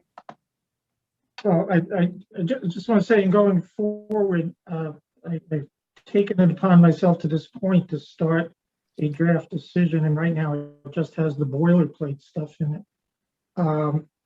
That mirrors the decision of the harbor, since it involves a lot of the same sections of the bylaw, so the boilerplate stuff is pretty much the same.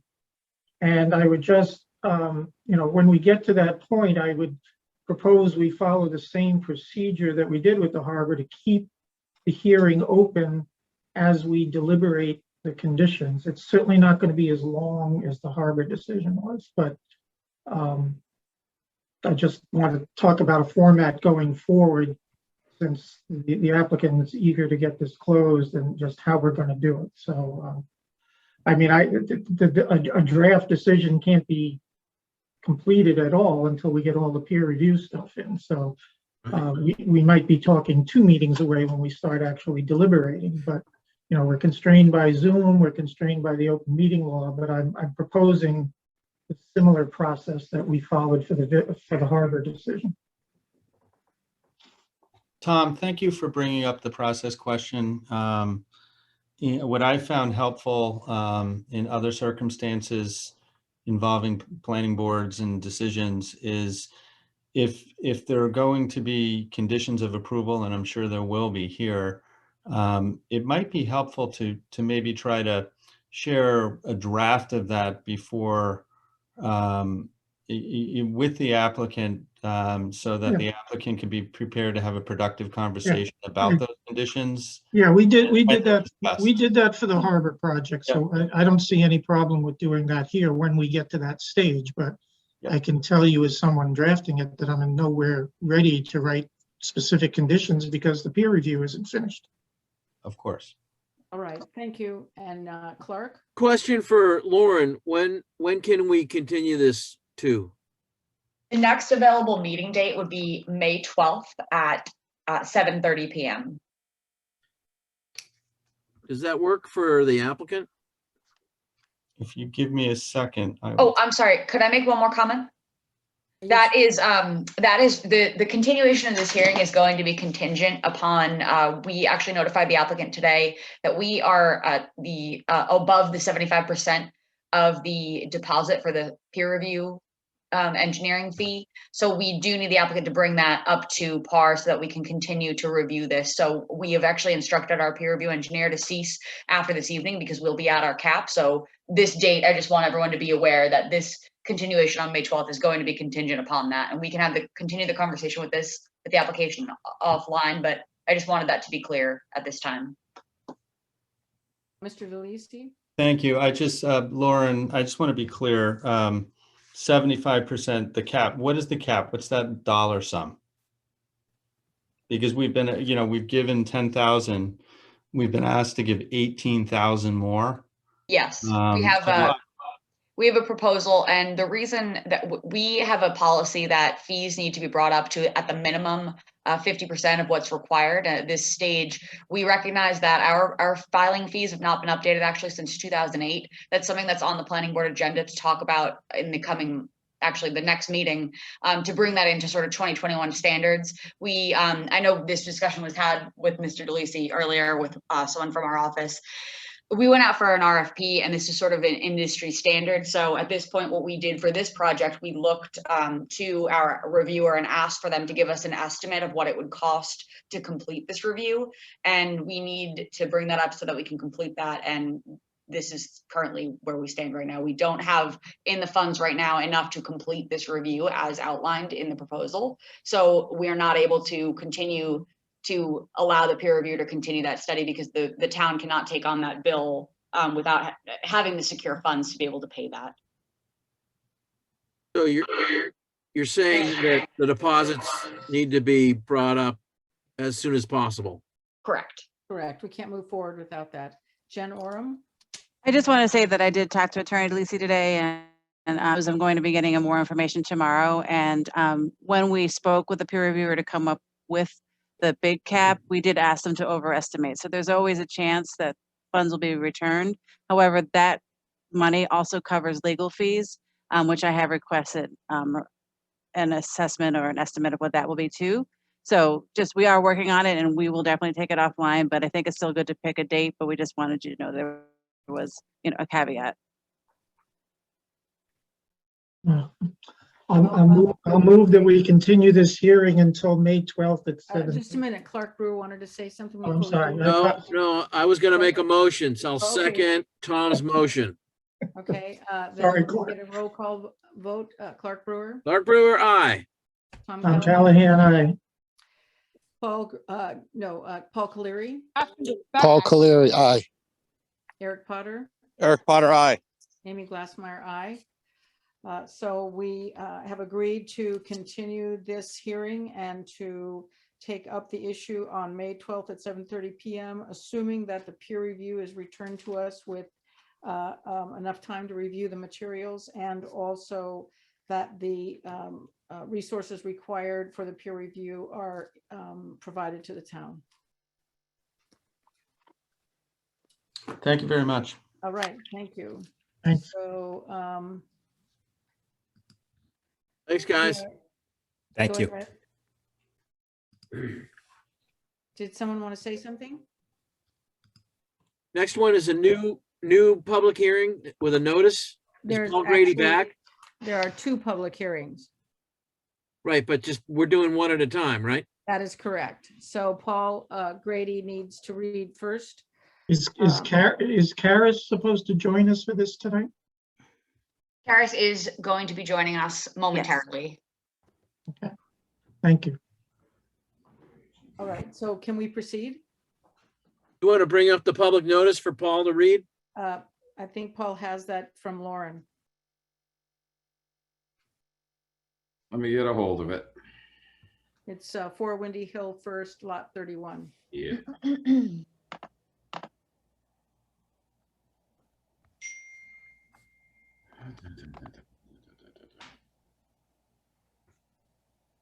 You want me to read it now?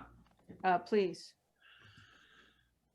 Town of Cohasset Planning Board, 41 Highland Ave, Cohasset, Mass. 02025. Notice of public hearing, Cohasset Planning Board. Pursuant to NGL, Mass General Law, Chapter 40-A and 305.4 and the Cohasset zoning bylaws, the planning board will hold a virtual public hearing on the Zoom platform webinar ID 816-4184-7628, password 543100 on Wednesday, April 14th, 2021 at 8 p.m. for a large house plan review for property being shown on Cohasset Assessor's Map E1-09-50, construction of a new RGFA 4,662 square foot single-family residence. The application is submitted by Eames Capital Partners, LLC. A copy of the application, plans, and accompanying documents are on file in the town clerk's office at Cohasset Town Hall, 41 Highland Ave, with office hours of Monday, Wednesday, Thursday, 8:30 a.m. to 4:30 p.m., Tuesday, 8:30 a.m. to 7 p.m., and Friday, 8:30 a.m. to 1 p.m. Electronic copies of said applications can be obtained by contacting Planning Director Lauren Lind via email at lind@cohassetmass.org. Any person interested or wishing to be heard on the application should access the virtual meeting at the time designated. Signed, Amy Glassmeyer, Chair, Planning Board. Thank you for that. With that, the hearing is opened, and I'd like to ask the representatives from the applicant who will be speaking and which order they will be speaking. Hi, good evening. My name is Sean Richard. I'll open this up for our team. Our team is myself, Andrew Groman, who's also with Eames Capital, architect John Teriyaki, civil engineer Greg Morse, and attorney Kelly Frey with Mintz. Am I okay to open this up, or did you just want to know? Yes, go Okay. ahead and proceed. Okay, thank you for having us. We'll do our best to deliver all of the information and answer any questions as efficiently and effectively as we can. I guess we'll go into a little background on the lot for Windy Hill. So we were building a house last year at 14 Windy Hill, which also came in front of the large home review, where, you know, it was a big success in using the platform of the large home review to help us develop a successful project. We worked with the neighbors as well, and during our construction there, we were presented with the opportunity to purchase the 2 additional lots at the end of Windy Hill that abut Jerusalem Road. We carefully assessed the value of the lots based on zoning bylaws and in conjunction with home prices and the need for certain size homes. After successfully creating a value, we purchased the land with the intentions of building 2 homes between 4,000 and 5,000 square feet each. After even more careful consideration, mostly given the topography of the sites, the designs that you'll see have been put together reflecting our best designed use of the land, in our opinion. The lots are both unique. This specific lot is closer to Windy Hill road grade and has a nice face appearing out at the road, Jerusalem Road, and over Straits Pond. The home has been positioned on the site in a way that would appeal to both the neighborhood and traffic coming from both directions on Jerusalem Road. This home will feature a farmer's porch on the front of the house for the owners to enjoy the view of Straits Pond, while also having some sort of inclusion in the Windy Hill neighborhood. With that, I'd like to hand this over to Greg Morse, who can go over the site plans and answer any questions that might come up. Thank you. Thank you. Thank you. For the record, this is Gregory Morse. I'm a registered engineer with Morse Engineering. I'm going to do a share screen. You can see that image? Yes, we can. Great. So this is the property known as Lot 31 Windy Hill. The property line here is the bold black line. Windy Hill Road is at the bottom of the page. Along the right-hand side is Jerusalem Road. This lot here is 20,029 square feet in size. It's located in the Residence B zoning district. It's entirely upland land area. However, on the opposite side of Jerusalem Road, I've highlighted in blue a wetland that exists adjacent to Straits Pond. The 100-foot buffer zone for that wetland is the line that's depicted on the site in green. Topography at this site ranges, the high point being along the rear lot line at elevation 28, the low point being down at Jerusalem Road at approximately elevation 10. The proposal here is to construct a new single-family home. It's a wood-framed single-family dwelling, approximately 4,662 square feet in size. You can see that depicted here. It's accessed with a driveway off of Windy Hill Road. This would be a paved driveway into the garage. Along the front of the house is a farmer's porch. Architecture here was done by John Teriyaki, and I'm sure John will speak to the architecture in just a minute. The remainder of the site, it is serviced by public water and sewer service coming out of the house here, being directed to Windy Hill. Stormwater at the site is directed primarily the roof runoff to a series of subsurface leaching dry wells, which would be in the front yard, located right here.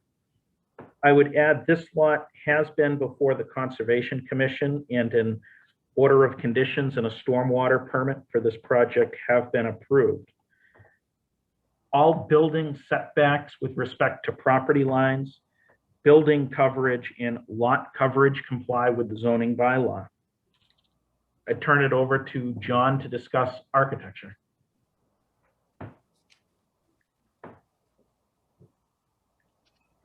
Good evening, John Teriyaki, Teriyaki Architectural Design in Cohasset. I will share my screen to zoom into the building floor plans and discuss the details of the building itself. First floor of the building, again, jumping back from the site plan we just looked at, the main mass of the building is the centerpiece right here, which is a 2-story structure with a roof above it and a continuous porch facing the intersection of Windy Hill Road and Jerusalem Road in a diagonal way. And then essentially there are 2 side wings coming off of the main mass of the house. On the left side in this plan view is a connector entry area that leads to a 2-car garage. On the right side is a sitting room and dining room extension with a small bump out towards the back of the property. The first floor gross floor area is 1,921 square feet. And jumping to the second floor, which expands over the garage, a total floor area of 2,369 square feet. The second floor centerpiece, again, is a full height mass, and then the side wings are under sloped roofs and dormers in an effort to break down the mass of the building. Just jumping back to a couple of photo precedents that's selected from the larger neighborhood, showing 2-story masses with main roof and dormers above within the vicinity of this project. So there are plenty of examples, really a staple of the local New England vernacular. The high roof or the attic plan shows a partially finished bonus room that's an additional 372 square feet. So the total residential gross floor area is 4,662 square feet. The red outline simply shows the perimeter of the area, finished area measured. In this case, since the attic has sloped ceilings, it's measured to a clear headroom of 7 feet as defined by the Cohasset zoning bylaws. Looking at the exterior elevations of the building, the centerpiece here is the diagonal mass that faces the intersection of the streets that we just talked about. And that piece has a continuous front porch, which does a couple of things. It provides some outdoor space for the occupants of the home facing that intersection and onto Straits Pond. It also helps break down the height of the building, concealing the 2-story portion of the building with the roof of the porch. On the left side, as I mentioned, under a sloped roof and dormer language, the connector that leads to the garage, and on the right side, similarly, under a slope roof and shed dormers, is the 2nd-story wing. Here is the side view and the rear view of the house. On the rear, we integrated a decorative partial roof and trim to break up the height along the back of the house. And then we set in the shed dormers, both from the sides and from the plane of the 2nd floor in an effort to make sure that that dormer is secondary to the mass of the house. The building height is 32.4 feet, measured to the highest roof of the highest dormer, which is the roof of this shed dormer right here, the midpoint of that. From the average grade of 20.4, the official building height becomes 32.4 feet, which is 2.5 feet below the maximum of 35 feet allowed by the zoning bylaw. That, in summary, is the architectural design. I'd be happy to answer any questions from the board.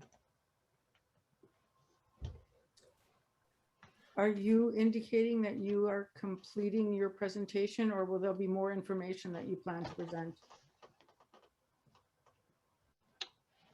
The architectural presentation is more or less complete, and I believe we discussed the site and landscape aspects as well, but I'll leave it up to Sean and And Andrew. also lighting and context, will you be presenting those too? We did provide the light fixture cut sheet. If the board would like a presentation on that, we can talk about the light fixtures. Also, John, the screening, you have a site plan with trees that if I missed it, I'm sorry, but there was a site plan that was part of the package that shows the screen trees. That's correct. I'd be happy to share my screen and maybe we can talk about that as a group. I mean, basically what we'd like to do is to see everything that you had in the packet that you were providing to us so that the public can also see that material. Yes. That's standard practice. Here is the landscape plan that Clark was referring to. This shows both of the houses together, which we think is a more complete representation. We do have a detailed planting schedule identifying the deciduous and evergreen trees that are proposed. We are proposing a buffer on the south side of the upper lot and between the two houses, a fairly significant tree buffer. And again, the details of the trees and their types are noted in the tree schedule.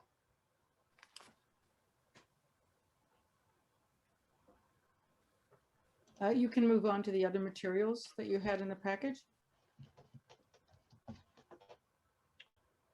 I believe the only other material was the lot study or a context study that we had provided,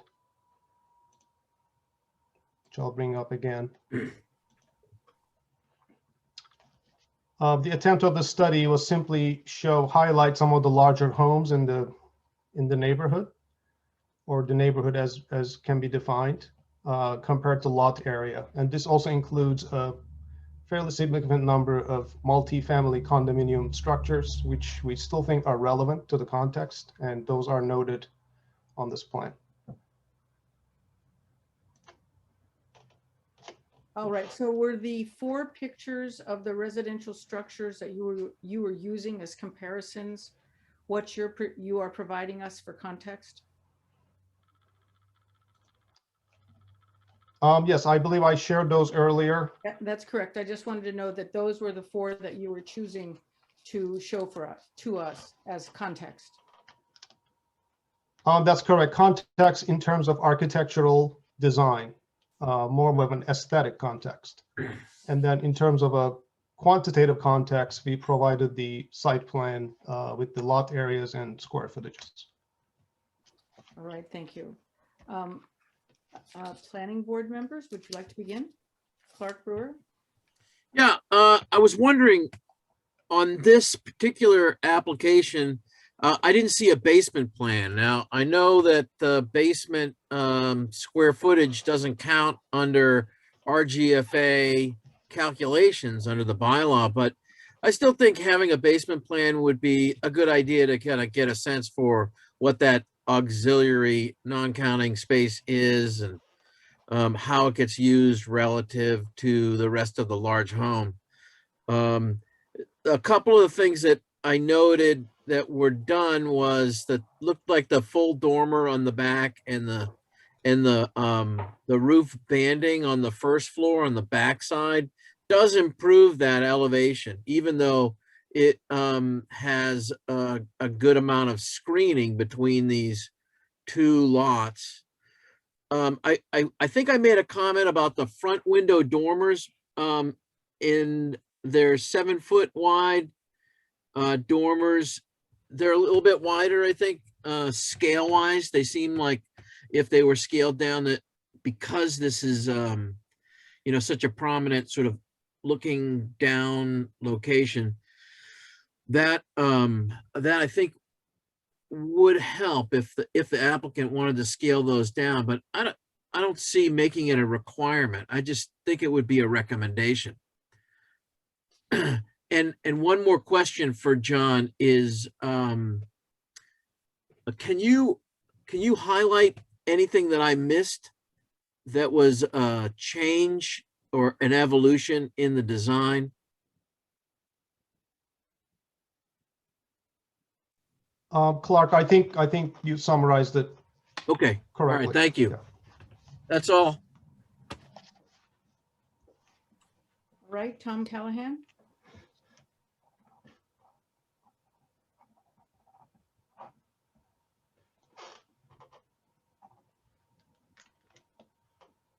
Um, I'm getting there, sorry. no. I guess my first question is in the context of the previous applications. Can for both this hearing and for the next one, can we just have a summary as part of the presentation of what's different? What changes have been made throughout the site plan? My other comment is directed to Mr. Richard, and in your opening, you said that, after you did the project up the street, you're considering these lots, and you mentioned the term need, the need for a house between 4,000 and 5,000 square feet. And I'm wondering what you meant by that, and what is this need, and where does it come from? Okay, so need or want, I have a family of 5, so I understand the 4,000 to 5,000 square foot home importance. My house isn't that big, but I could use the extra 1,000 square feet. We do have, clients that we have sold homes to in the past that live in other towns that are looking to relocate. And a majority of them prefer a house in that size range. So when I said that, that's what I was referring to. Well, that's not a need, that's a want. Correct. Or both. I don't know, however you prefer to you know, look at it. I mean, for the record, my house is, I think, 2,600 square feet, built in 1970, and I understand the original owners here had, I don't know, 4 or 5 kids. I don't know, I just don't get it, but thank you for answering the question. No, I appreciate the answer. But I would like to just hear a quick summary of what's different between this application and the earlier application. I ask that mostly for the public's benefit as well as my own. So I guess what's different is that we looked at the previous meetings multiple times to kind of really pinpoint the reasonable concerns that we were hearing, and we tried to address those as best we could on this particular lot. Mainly with the design of the house, I think was where most of the concerns were directed at. I know that there was other concerns regarding the Jerusalem Road exposed ledge there, but we never had intentions on altering any of that to begin with, so there wasn't really too many more concerns that we could address, I guess. Well, let me ask, is reducing, I guess the square footage is reduced 300, 400 some odd square feet? How is that addressing the concerns that were raised at the last meeting? After reviewing the video, most of the concerns that we felt that were reasonable for this project were related to the design of the home. I know that there was issues regarding the size or the square footage, but we did our best to kind of take that into consideration as well as everything else. We didn't really get a lot of concern around landscaping or overall aesthetics or situated the way the house was situated on the lot. So I guess we looked at the tape over and over and over again, and these are the points that we felt were important to address. Okay. All right, I have nothing further at this time. Thanks. Paul Grady? You're muted. That better? Yes, thank you. All right, I'll address this to Mr. Richard or Mr. Terriaki.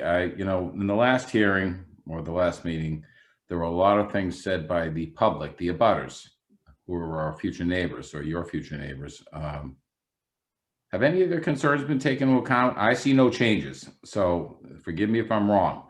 But have any of those concerns, I'm sure there'll be some more laid out tonight, but it doesn't seem to me that any of those have been taken into account. These are people that are going to be living next to these properties, are living next to those properties. So I'd like to see if you addressed any of those, and I don't see any of that, at least in this plan. Yeah, I mean, I felt like a lot of the concerns from the abutters were with ledge removal. I think that's where we kind of were focused on that. With this particular lot, there's a good amount of soil below the foundation before we would hit ledge. So there is really a minimal amount of ledge being removed off of that particular lot. And a majority of the ledge that we do need to get rid of for that extra 3 feet of basement space, you know, that ledge will be used for rock walls or you know, I think we'll try to keep 100% of it on site. I do believe that there was some sort of confusion around the exposed ledge facing Jerusalem Road, and that cliff, to be specific, where we have never, you know, we have no intentions on going anywhere near that ledge, that decorative ledge that faces Jerusalem Road. So I don't know any other way to address the concern of ledge removal on 4 Windy Hill, seeing how that, you know, we are removing as minimal amount as we possibly can there. I think there was more concerns about density, the landscape, and ledge removal as well. So again, I think it was just the size of the properties, and that's where some suggestions were made. So again, I'll ask the question. So I don't think that anything of the abutters' concerns or have been taken into account. And I think we have more on the list if people want to speak tonight, but I just want to address that early because yeah, I mean, I understand the concerns. I mean, I live here in town as well, and I really feel like we have done our best to address these concerns and respect them, but as well as maintaining the integrity of our project. You know, I don't know how much further we could go without jeopardizing the economics of this project for us. I mean, I'd love to appease the neighbors 100%, but that's not always possible. Are you finished, Mr. Grady? Go ahead. All right, Eric Potter? Hi. Yes, I think that you know, my comments maybe would go more toward the semantics of needs and wants. You know, that's not something that I think is really up to the board to decide square footage on a large home review process if it complies with zoning. The needs and wants of a family of 4 to 5 in 1970 and 1980 are substantially different than they are now, where for better or for worse, depending upon which side you fall on. I know I live in a 2,600 square foot house, and if I had 4 to 5 kids, I would maybe consider it a need to have more space. So I think it is a matter of semantics and really a bit arbitrary for the board to be making decisions based upon that.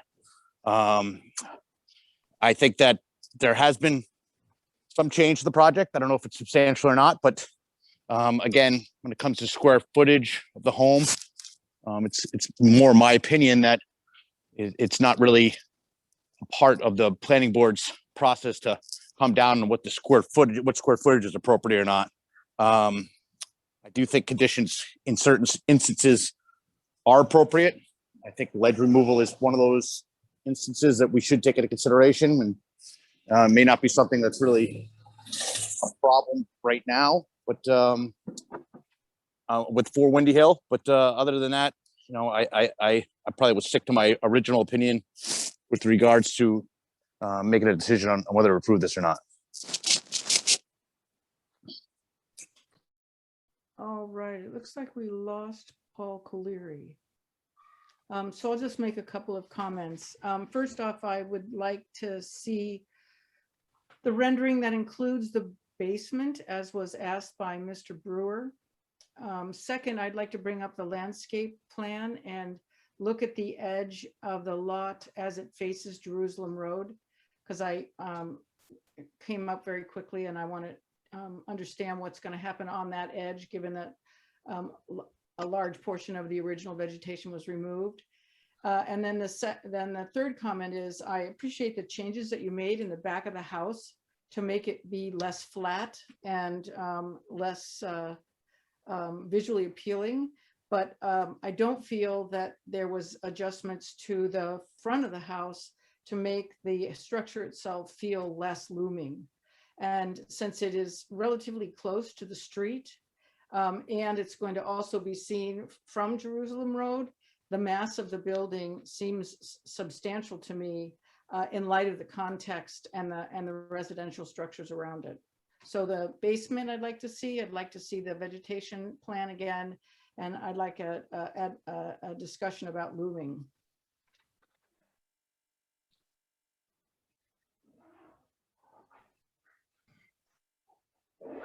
So I guess I'm addressing my comments to Mr. Taraki.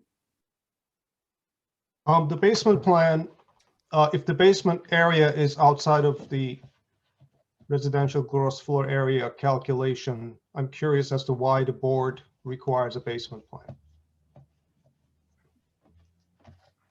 As a complete picture.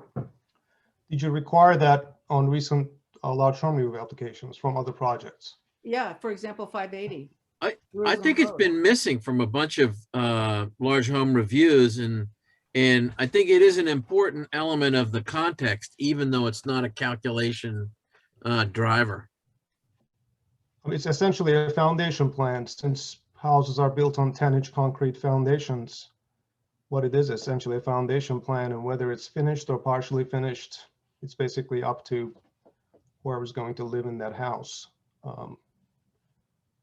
Yeah, I don't know if this means anything or not, but I mean, at this point, we have no plans to finish the basement. We haven't discussed anything other than utilities being down there. I don't know if that matters or not, but. We just don't have any information on it, so it makes it difficult to determine anything at all. If I might step in for a question with a question here, is the board asking for the applicant to provide additional plans and information above and beyond those that are set forth in the large home review bylaw? Because that specifies which materials should be submitted to the board and says that the planning board can include such further information as the planning board shall reasonably require by rule or regulation. So is there a rule or regulation that would require the applicant to provide this? Or is this just a request or a comment? I think I started with the request. Right, and I guess my question is there a rule or regulation that the applicant that the planning board is asking the applicant to comply with in providing this information? I guess I would say that there is nothing that says I can't. And so from the standpoint of completeness, many projects that we see have the full structure, including the basement involved. Well, respectfully, Madam Chair, there is a regulation, there is a bylaw saying that you can't. It says that the application and site plan shall include the elements to be reviewed by the planning board and shall also include such further information as the planning board shall reasonably require by rule or regulation. And that's sort of what my question was aimed at. Is there a rule or regulation? There are none, counsel. Your point is made. There are none. It's a request of a member of the board. Understood. Well, in the rules and regulations, the information packet, it basically just says site plan, floor plans, elevations should be of a certain size. It doesn't specifically say you have to include, like in some cases, applicants will include a roof plan. In some cases, they won't. In some cases, we'll see a third floor plan with attic space that's finished. In some cases, we won't see an attic plan, whether there's going to be finished space or not. There's a variation. But, I think that the application packet, gives you some general ideas, but if you're saying it's an empty basement, you're coming to the conclusion that it's an irrelevant piece of information for the planning board. I only brought it up because it's missing I wondered what was planned for those spaces and how that might be relevant to what is jurisdictional. So should we conclude that you don't have any drawings of the basement? That's correct. And just to clarify, if this project goes for a building permit, as required by the building commissioner, we will provide a foundation plan / basement plan and framing plans and additional information as required to comply with the building code. And that's a whole other set of requirements that this project will eventually have to provide for the town. Just want to clarify that. But the real question is what's relevant to a large home review? What is relevant under the bylaw is the scale of building in context with the neighborhood, and how you separate a section of the building away from its scale is beyond me. So I will make a follow-up point to that is very often we get BS elevations and no basement plan when on one side there's a walkout and the elevations and the plans never showed that. So I think there is relevant information to project. I'm not saying that that's the case here. I'm just saying in the past we've gotten we could have gotten more relevant information that would make us understand what the project was, as opposed to then being surprised by it in the future. Thank you, that Clark. Karis North. Good evening.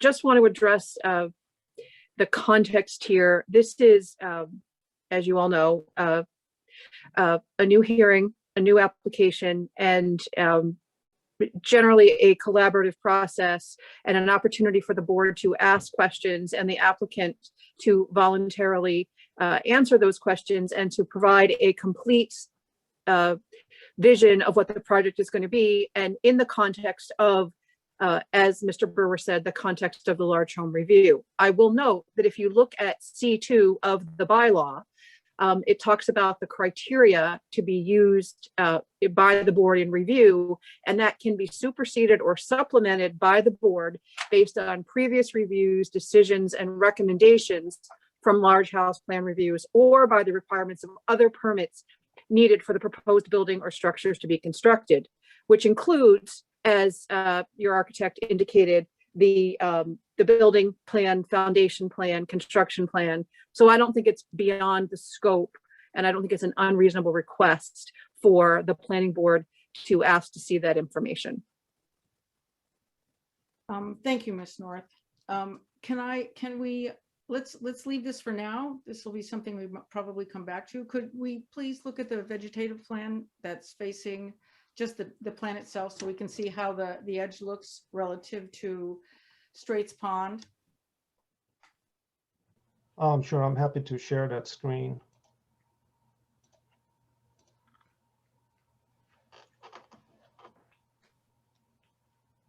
So there's the shading along Jerusalem Road, and I'm presuming that is your indication of outcrop. Is that correct? The sort of swale-like shape? Well, I can speak to that. This is Gregory Morse speaking. Thank you. That's actually area where proposed ground cover is proposed on the site.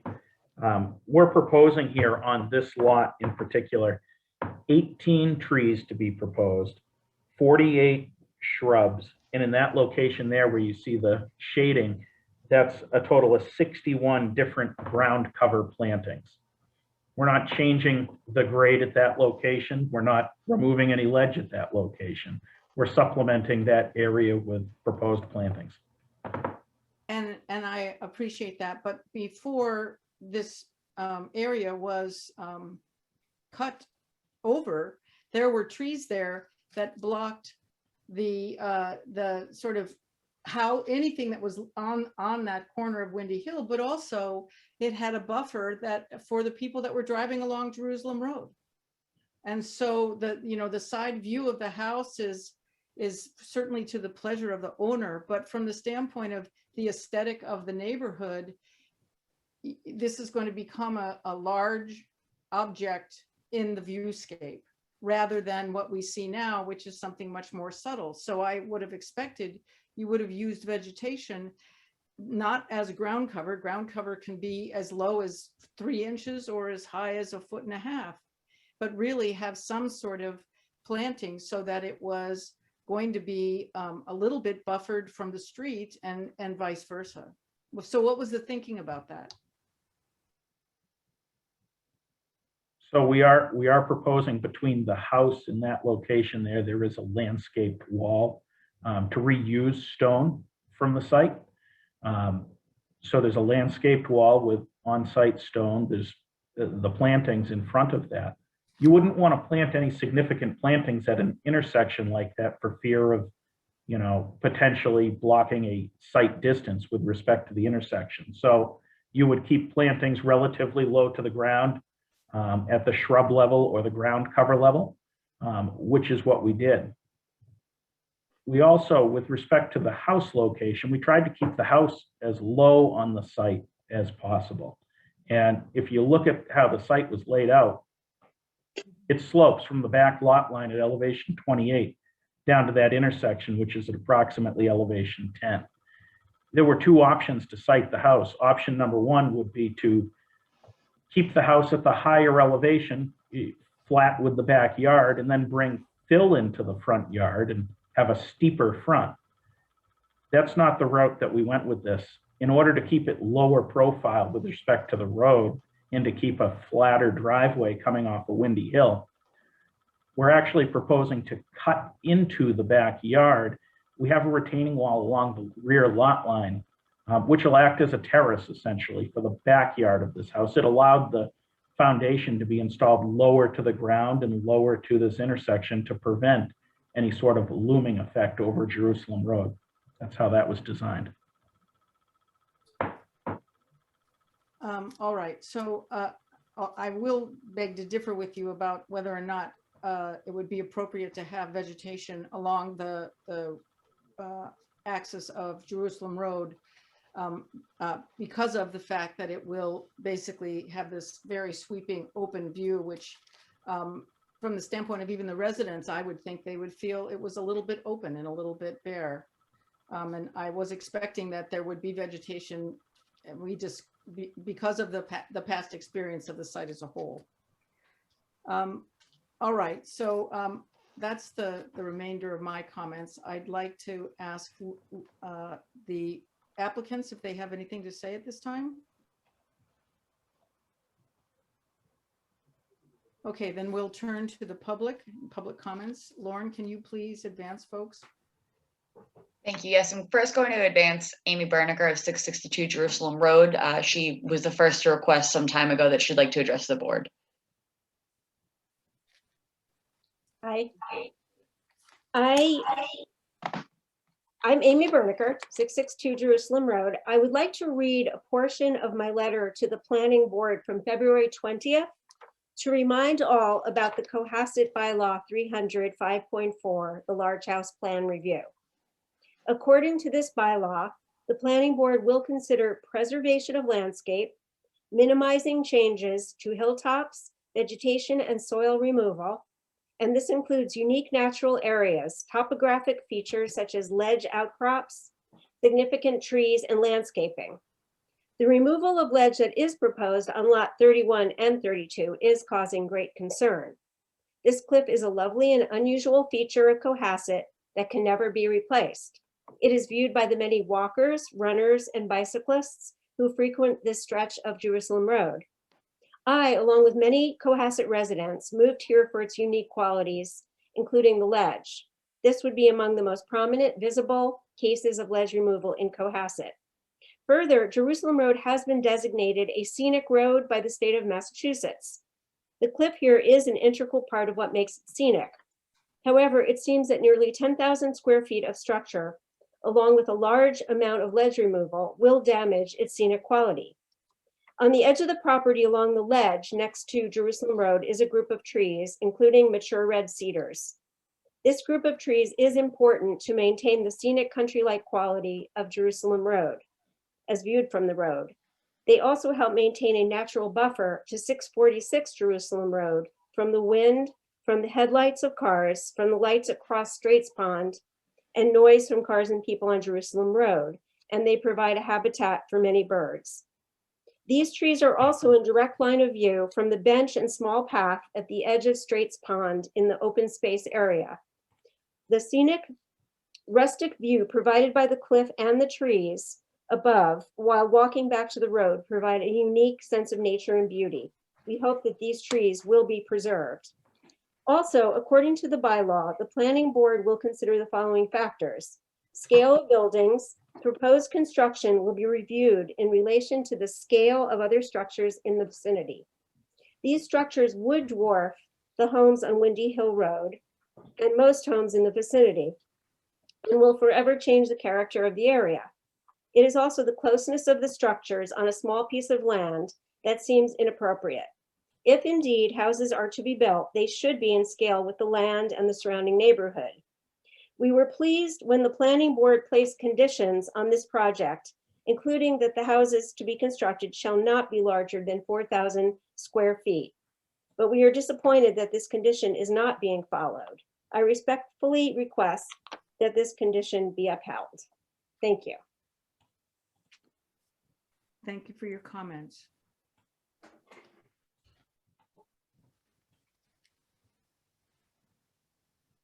Lauren, are there other people who would like to speak?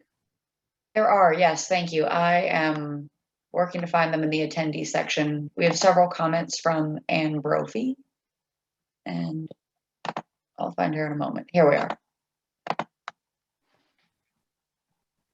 This is Anne Brophy of 16 Beechwood Street.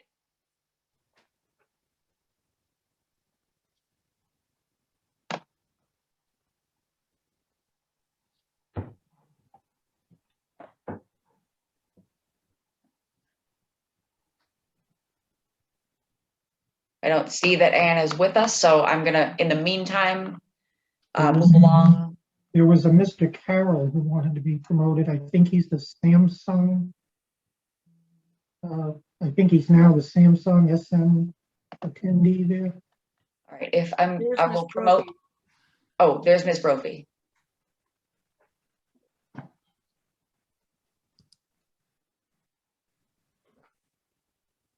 Hello, can you hear me? Yes, we can hear you. Could you please state your name and address for the record? Yes, my name is Thomas Carroll. I live at 1 Windy Hill Road, Cohasset, across the street from where these lots are proposed to be developed. I have a few points to make, if I may. The first is the quote-unquote comparables that the applicants have included in their application includes 63 Linden Drive, which is nowhere near the Windy Hill neighborhood.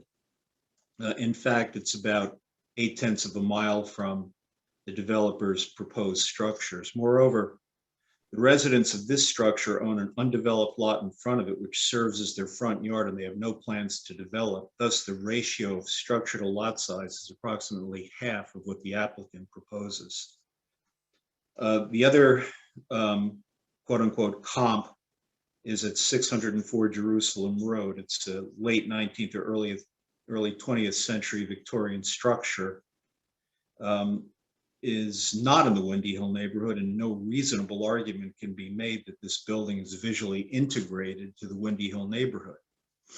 And last, in terms of the comparables, is 14 Windy Hill Road, a 4,792 square foot structure that was recently built by Eames itself, and is one of only 2 homes on Windy Hill Road that exceed 4,000 square feet. That house dwarfs surrounding structures. And in a letter that I sent to the planning board shows a photograph of that structure versus the structure adjacent to it, and it dwarfs it, as well as the houses across the street from it. I think it's important for the planning board to note that of the 21 houses on Windy Hill Road today, only 2 exceed 4,000 square feet, and one of them was built by the applicant. So we believe firmly, and 15 others who have signed a letter that I sent to the planning board, that the proposed buildings, both of them, are significantly out of scale to the neighborhood and will materially change the complexion and feel of the neighborhood. We're also concerned about further removal of vegetation. A number of trees were removed by the applicant along the stone wall that runs along Jerusalem Road. That has substantially changed the appearance of the property, and we're very concerned that more trees will be removed. And I know it's part of the proposal on the second building by the applicant to be discussed today, but there's a large stand of cedar trees that we're not confident will be preserved if these plans are permitted to proceed as proposed. And as other commenters have stated, we're very concerned about the granite ledge that is substantially above grade that have been landscape features in this part of Cohasset for millennia will be damaged or destroyed. And that's all I have to say for now. Thank you. Thank you, Mr. Carroll. And I'm going to presume that you would like us to enter your letter that was sent to the planning board, as well as the documentation that you provided. You would like to have that entered into the file for this project? Yes, Madam Chair, I would. Thank you very much. All right, thank you. Let's see. Lauren, do you want to promote Ms. Brophy? Yes, Ms. Brophy is with us now. I believe she has unmuted. This is Ann Brophy from 16 Beechwood Street. Ann, are you able to? Yes, Ann, we can hear you. Time. I just want to say one thing very quickly, and that is relative to the size. It's all about the size. We're talking about a very small street, 21 houses total. If you go to the Board of Assessors and you look at all the square footage of those 21, the average square footage for all of those houses, including the 2 large ones, comes to less than 3,200 square feet. And the average percentage of the usage on the lot comes to 14%. If you remove those 2 abnormalities from there, the 2 large houses, the square footage finished area is reduced to less than 3,000, and the average lot percentage is 13. And the other point that I want to make is about 604 Jerusalem that was presented as a comp. So that is a very large house. It's over 6,000 feet. But the thing that they neglected to point out is that the lot size that it's on is over 85,000 square feet. In fact, it's 85,813 square feet. So that house not only is not in the neighborhood, but it is completely irrelevant to the inquiry that we're looking at right now. And it only uses up 7% of the lot size, 7%, despite the size of that building. So that should be just removed from the paperwork. Thank you very much. I appreciate your time. Thank you, Ms. Brophy. I presume you have some documentation. If you do, and you'd like to have it entered into the file, please make sure that Ms. Lynn gets a hold of it. I'm sorry, what did you say? If you had documentation that you wanted to have in the record, please make sure you submit it to Lauren Lind. Well, so we put that spreadsheet together, and I believe it was included with the paperwork that Thomas Carroll has submitted. So you should have that. It is a spreadsheet which outlines all of the square footage in the properties on Windy Hill, and also all of the ones on Linden Drive, because he included a comp on Linden Drive, which is, Linden is totally, that was not a proper comp either. But anyway, thank you very much. I believe you already have that paperwork. All right, thank you. We do. We do. I just want to make sure if you had anything else, you could submit it. Lauren, do we have other members Yes. of speaking? Okay. Thank you. The final resident that's input into the chat is Virginia Jensen of 542 Jerusalem Road. Hi, thank you for holding this hearing, and pleased to be here. I just wanted to agree with what I've heard, that the houses in the area are much smaller. Our home on 542 Jerusalem Road is 2,400 square feet, as was stated in the last meeting. So when the other people were, when this was discussed. I was wondering what percentage this house will be on that lot. And that's basically, I didn't realize that Anne was going to be able to be speaking because she was disconnected for a second there. She may have already covered that, but what percentage of the lot will be covered by this house as it stands with the design? And also the other thing was, I was wondering about the Conservation Commission meeting, when that date was, and whether or not the distance from the pond was discussed at that meeting. All right, I think you're addressing those questions to the applicant. So I will ask Mr. Taranki if you'd like to speak to it. Sure. Greg can confirm this, but the building coverage proposed is 16%, 3,156 square feet, and zoning allows 20%. That is correct. It's 16% is the building coverage, 20 is allowed per the zoning bylaw. The Conservation Commission did hold a public hearing. I don't have the date of that. They issued an order of conditions. They also issued the stormwater permit for that project. I could get you an exact date, but it's been filed, recorded, and was not appealed. Straits Pond and the wetland associated with it were absolutely discussed during that hearing. All right, thank you. So does Thank that, you. Does that, Yeah. thank you. Yes, I'd appreciate the date when there's an opportunity for that. Thank you. All right, thank you, and thank you for speaking. So at this point, I'd like to see what the, there's no other public Madam Chair, who would like to speak, is there? I'm sorry, yes, there is Kathy Berrigan of 646 Jerusalem Road. All right, go ahead. One moment, please.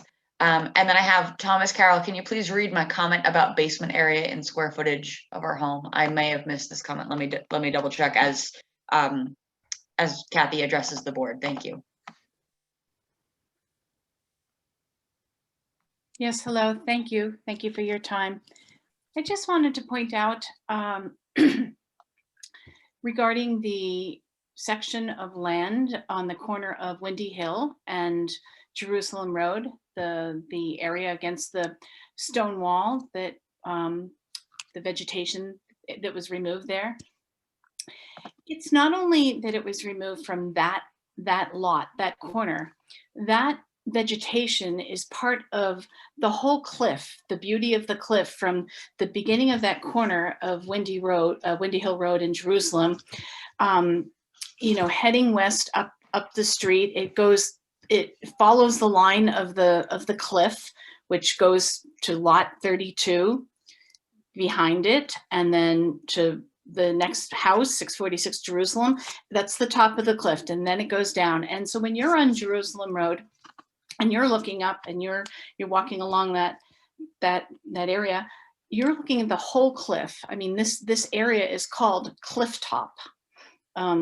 And that, so you're not just taking, when you take away that little bit on the corner, it's not just taking away from that little bit, it's the whole thing. It's the whole beauty of, and the line of all the trees on that cliff. So, and when you and if you continue taking those trees off up the cliff on lot 32, you're destroying more of that. I also want to say that you're right across that land is right across the street from the Straits Pond, which is an area of critical environmental concern. I know the Conservation Commission has already addressed it. However, it's still there. It's a fragile area as designated by the state. And even, the buffer zone, the 100-foot buffer zone does go into lot 31, maybe 15 or 20 feet, all along the edge of Jerusalem Road on lot 31 and some into lot 32. So in lot 31, that buffer hits right up against the edge of the house on lot 31. So that's another point to take into consideration. And again, that buffer is there to protect the pond. So you have to look at the whole environment, and and also I want to say it's a habitat when you take down those trees for animals and for birds. It's a wetland habitat, which is what is part of this environmentally critical area. So I just wanted to say that for you to keep that in mind when you're taking down those trees and what they represent. Thank you for your time. I appreciate it. Thank you, Ms. Bergen. Sure. Lauren, do we have anyone else who'd like to speak? Yes, thank you. This is just Mr. Carroll of One Windy Hill had previously asked the question. We believe the building is out of scale of the neighborhood. The building is showing surrounding homes with the square footage to show that these houses are not out of scale. Our house at One Windy Hill is shown at 3,862 square feet, but over 20% is below grade. In other words, basement. Therefore, the comparison is not accurate if lot 31 will not include its basement in the square footage. I will just note that for the purpose of large home review, that it does not actually encompass entire square footage, gross square footage. It's a residential gross floor area, which is calculated differently, just for the public's knowledge on that. And then finally, there's two more comments he's entered. The other homes on Windy Hill with 4,000 square feet has a finished basement that's approximately 1,000 square feet. So the above grade size of the house is significantly smaller. And then asking the question if the applicant applied for Conservation Commission approval for the already removed trees. Thank you. That is all that is in the Q&A section right now. Great, thank you. Would the applicant like to respond to the question about the trees? Yes, so we did not do anything there that wasn't approved by the Conservation Commission. We worked side by side with the Conservation Commission, who flagged the property and directed us on site with us and let us know what we could do. And that's when we proceeded to do the work. All right, thank you. There was one remaining item that I raised and it was touched on, but it didn't actually show up as a review of a document, and that is the lighting plan for the house. Yes, the lighting plan, the light fixtures were noted on the floor plans and elevations. Would you like me to go over those again to highlight the location of the fixtures? Yes, because this is a new hearing and there's also members of the public that may not have seen the diagrams. Okay, sure. So back to the first floor plan. The fixtures are tagged by type. So as you see right here, ES1 is an exterior sconce fixture, generally flanking the doors, and that's generally the main exterior fixture proposed, apart from 3 potential recessed lights under the porch. And if I jump to the elevations, you will start to see some indications of those sconce fixtures.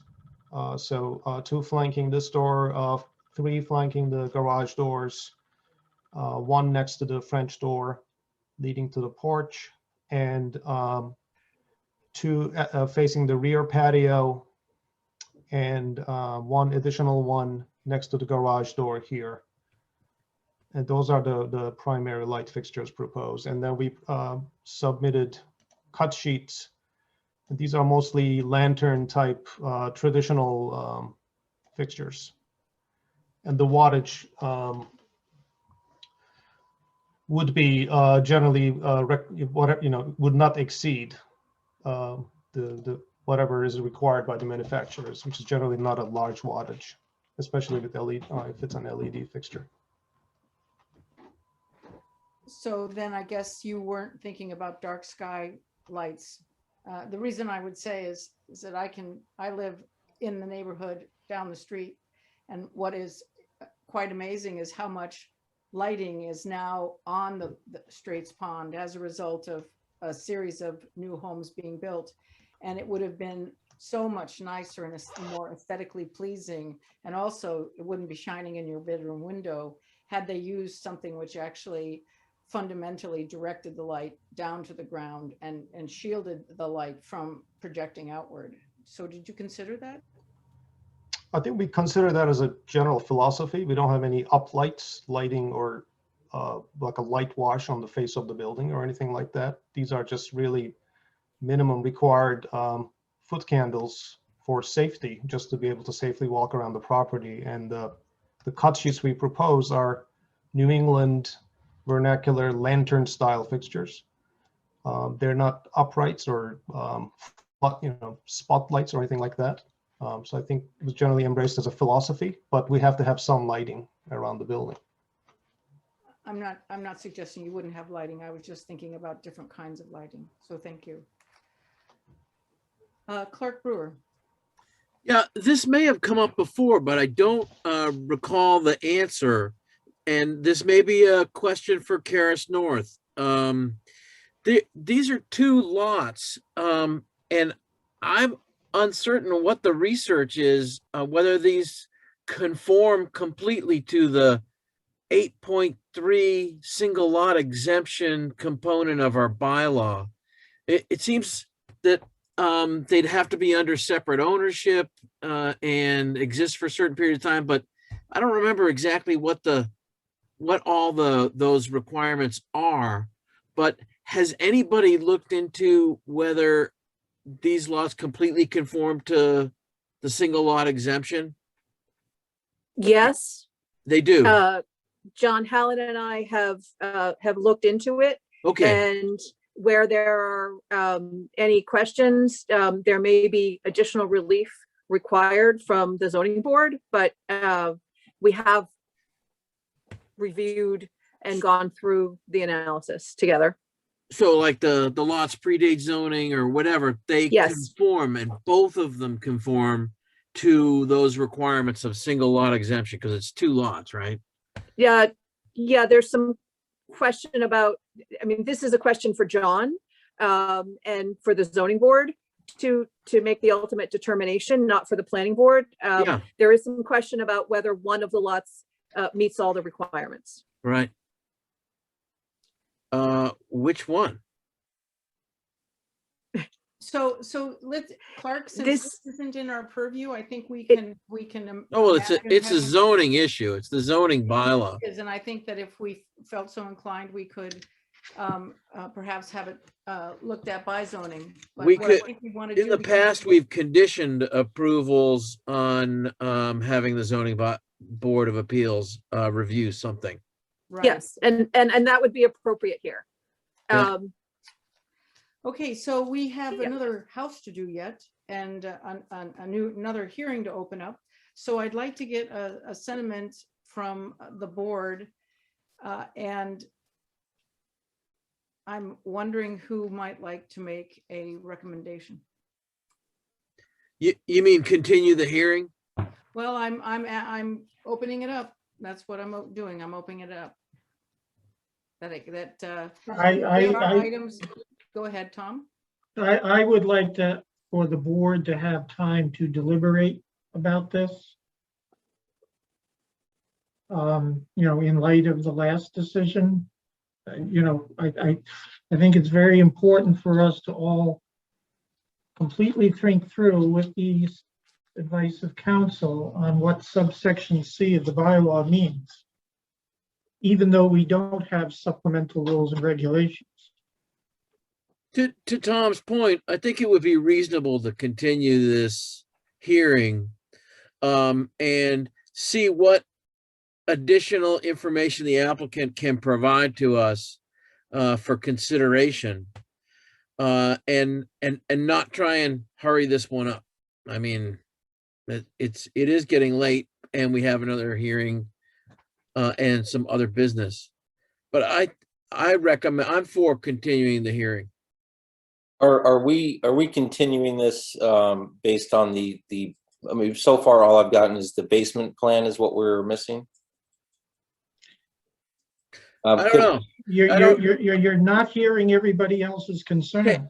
Take a look at the Zoom, go through it again after this. We're not going to give you, I don't want to give you a laundry list. I just want to continue the hearing and go on to the next one. So do we have a date, Lauren? Lauren, do we have a date we can continue this to so I can make a motion?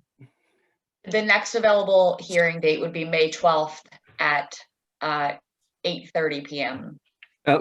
If we could get some sort of direction, if the lack of information is the basis for the board continuing, if we could get some clarification as to what information we should provide so that we could do it, that would be very helpful. I think we've given you some feedback and you can pick up on that and in your re-review of this hour-long discussion, but I'd just as soon continue.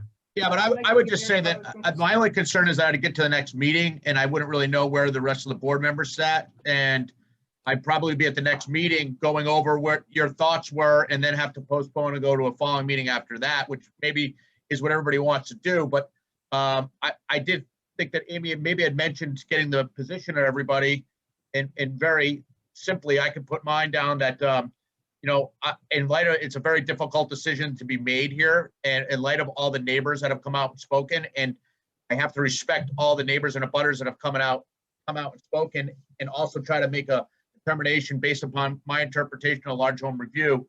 And in my opinion, I don't think it's within the jurisdiction or authority to limit square footage with regards to large home review on an approval with conditions. But I do think it's within our jurisdiction and ability to put an approval in place that's subject to zoning approval, and also more specifically with a lot of the other abutting neighbors' concerns with regards to the trees specifically that Amy Berniker raised the issue about, the ledge removal, and appropriate screening that Clark has and some of the other board members have talked about. So going to the next meeting on this, those would be some of the issues that I would be focusing on, and I wouldn't feel necessarily comfortable limiting the square footage based upon prior precedent. So you see, this is the thing. This is the specific thing I'd want to debate, and it's with you, Eric, because I think that comment ignores what subsection C1A. What the hell does it mean? If we wrote it down, we added it to the bylaw in 2018 for a reason. And what does it mean? If we can consider the scale of buildings, what is scale? Scale is size. And we have decided with this bylaw in existence since 2005 that houses over 3,500 square feet deserve extra scrutiny. I just don't want to throw my hands up and say the bylaw is totally meaningless. No, I don't think it is, but I think there's a certain limitation. I think there's a certain limitation in place, and if it conforms with zoning and doesn't violate zoning on square footage, I would think it's outside the scope of authority. I think some things fall within the scope of authority, and that would be what's the point of, well, what's the point of regulating something over 3,500 square feet if it's? I think you can regulate it and have an approval with conditions, but you're also you're approving with conditions. You're not necessarily regulating, and you're not going outside of your jurisdiction by making it more onerous than what the zoning bylaw would. You can't circumvent. I don't think that's I'm why going. people go to circumvent. So that's why people go to zoning. And on top of that, I have to look at prior precedent over the last 10 years. And I have to wonder, if it wasn't a developer coming in front of you, would we even be talking about a 4,600 square foot house? Or in light of the fact that we've had, this is the first large home review that we've ever considered limiting square footage on. So that's why when I look back at precedent and I look back at my interpretation of the zoning bylaw, I certainly think we can approve with conditions, but but I don't think you can go, to that extent with regards to square footage. Then you're saying that the regulation about scale of buildings is meaningless. Oh, I'm not saying that. I'm saying square And footage. I haven't been on the planning board in the last 10 years to make those lousy decisions, but, I'm not saying massing. I'm saying square footage. well, okay. I don't know how else to word it other than the condition that we wrote the last time. But anyway, this is the kind of debate that We think have to have the needed conversation, Tom. I think it's important. as much I as know that, painful and as it I'm is. saying it's 9:30 and nobody wants to go past 10 o'clock. But we have to have this discussion. Right. We so have to can- talk this through. So does the board wish to continue this conversation, or does somebody want to make a motion so that we move on to the next?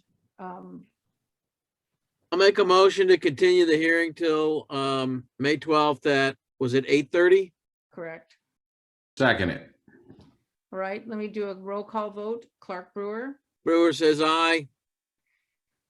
Tom Callahan, I'm Callahan, aye. Paul Grady, Paul Grady, aye. Eric Potter, Eric Potter, aye. Amy Glassmeyer, aye.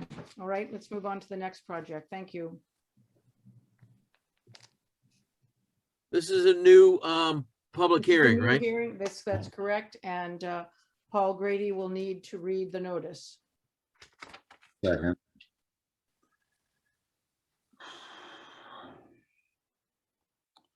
Notice of public hearing, Cohasset Planning Board. Pursuant to MGL Chapter 40-A and 305.4 in the Cohasset zoning bylaws, the planning board will hold a virtual public hearing on the Zoom platform, webinar ID 816-4184-7628.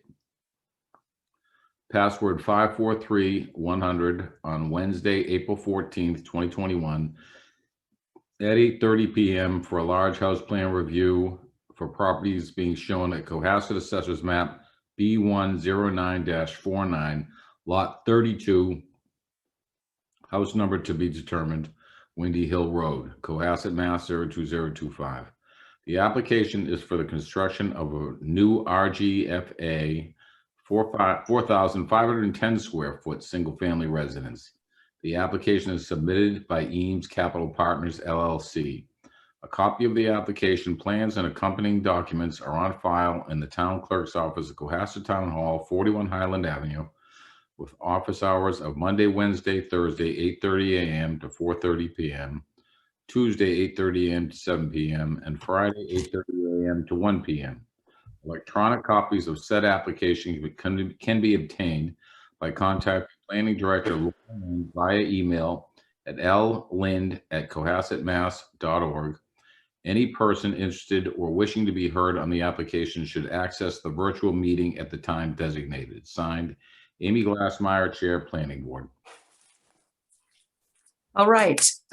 Will the applicant be making a presentation? I presume so. Mr. Teriyaki, would you like to begin? Sean, did you have any introduction on this, or would you like me to? Yeah. I mean, it's the same introduction. It's a different site. This site is located up. It's actually has a Jerusalem Road address that the fire department wishes to convert to a Windy Hill address for safety concerns and accessibility, which we are being cooperative with, and just still something on our to-do list is to speak with the assessor to change the address. So this is lot 32. It's up the hill. In itself, it's a unique lot. It's up on the top of the cliff. It sits next door to a large building north, I believe.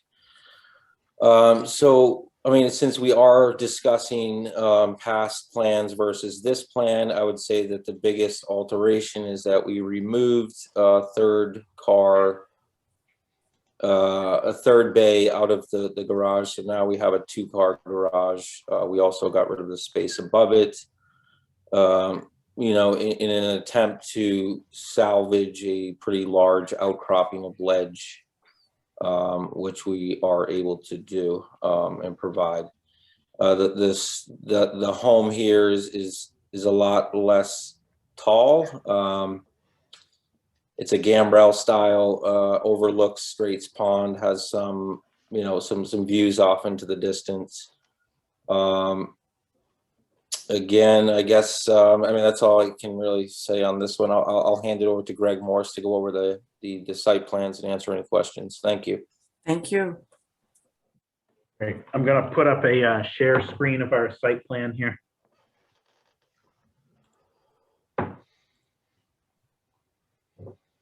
For the record, Gregory Morse, registered engineer, Morse Engineering.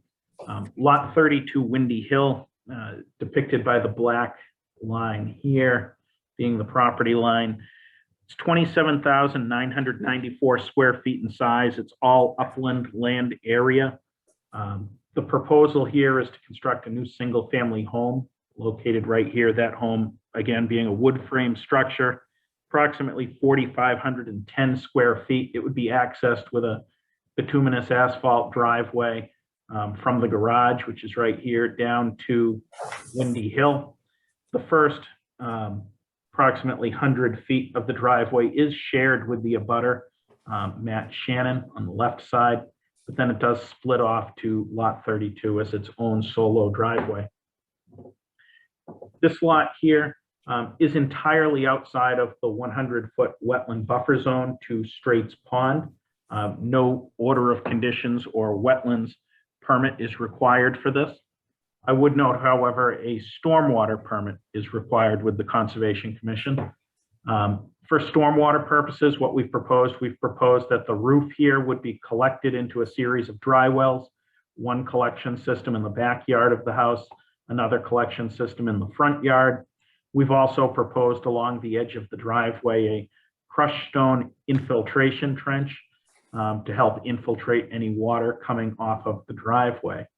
Utilities would be accessed off of Windy Hill Road, which is water and sewer service coming down here.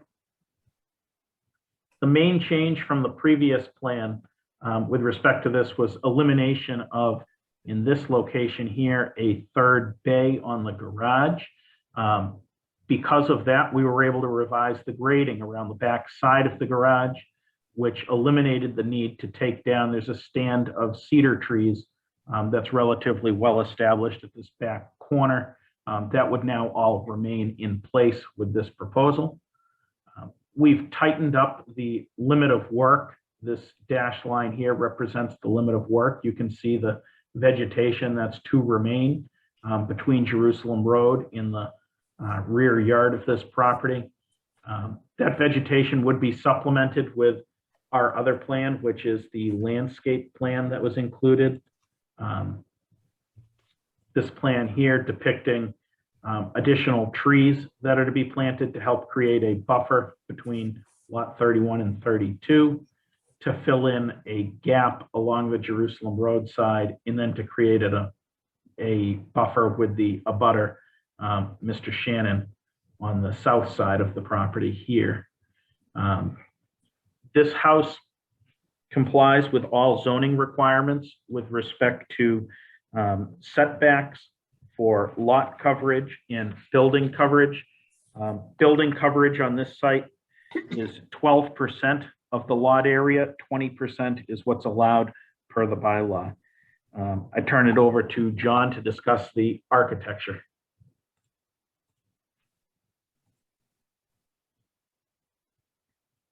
John Teriyaki Architectural Design again. Just zooming into the floor plans of the house. The first floor consists of a main mass over here and a small connector wing leading to the reduced two-car garage. The first floor is about 2,071 square feet. The second floor is under gambrel roofs and dormers. So the total RGFA on the second floor is about 2,439 square feet. And while I'm here, I'll briefly talk about light fixtures shown. Again, mostly sconce fixtures as located on the plan. Some recessed fixtures under the overhangs on this side. And then again, exterior sconces along the back patio doors. Moving to the exterior elevations. Again, we're proposing a gambrel roof and with shed dormers on the second floor. The building height is 29.4 feet, measured to the highest slope midpoint. And as Greg mentioned, the building covers 12% of the lot in terms of square footage.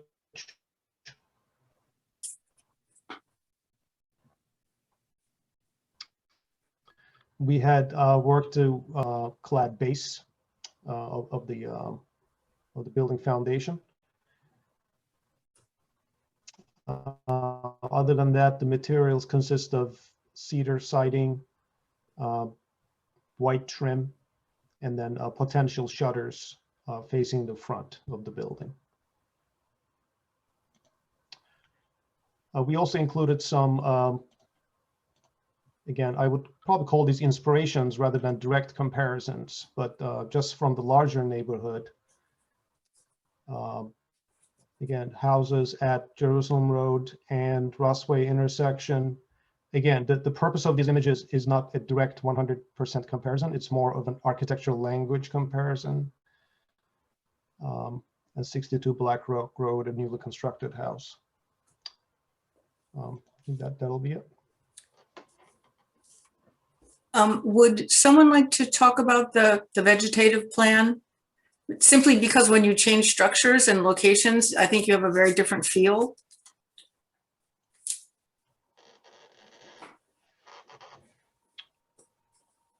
Sure, Greg, I can pull up that plan if you'd like to talk about it, or you can. Yeah, I can pull it up. Okay, great. Check here.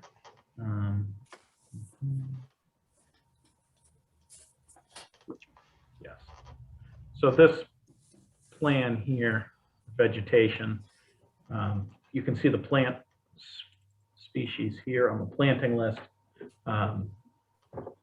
Maple, cedar, pine, pin oaks being proposed as our tree species. Shrubs are alders, holly, and bayberry, and then ground cover, big blue stem. You see those locations here depicted, primarily the trees being between the two lots, the evergreens being the shading between this property and the abutter, in filling in those gaps for screening.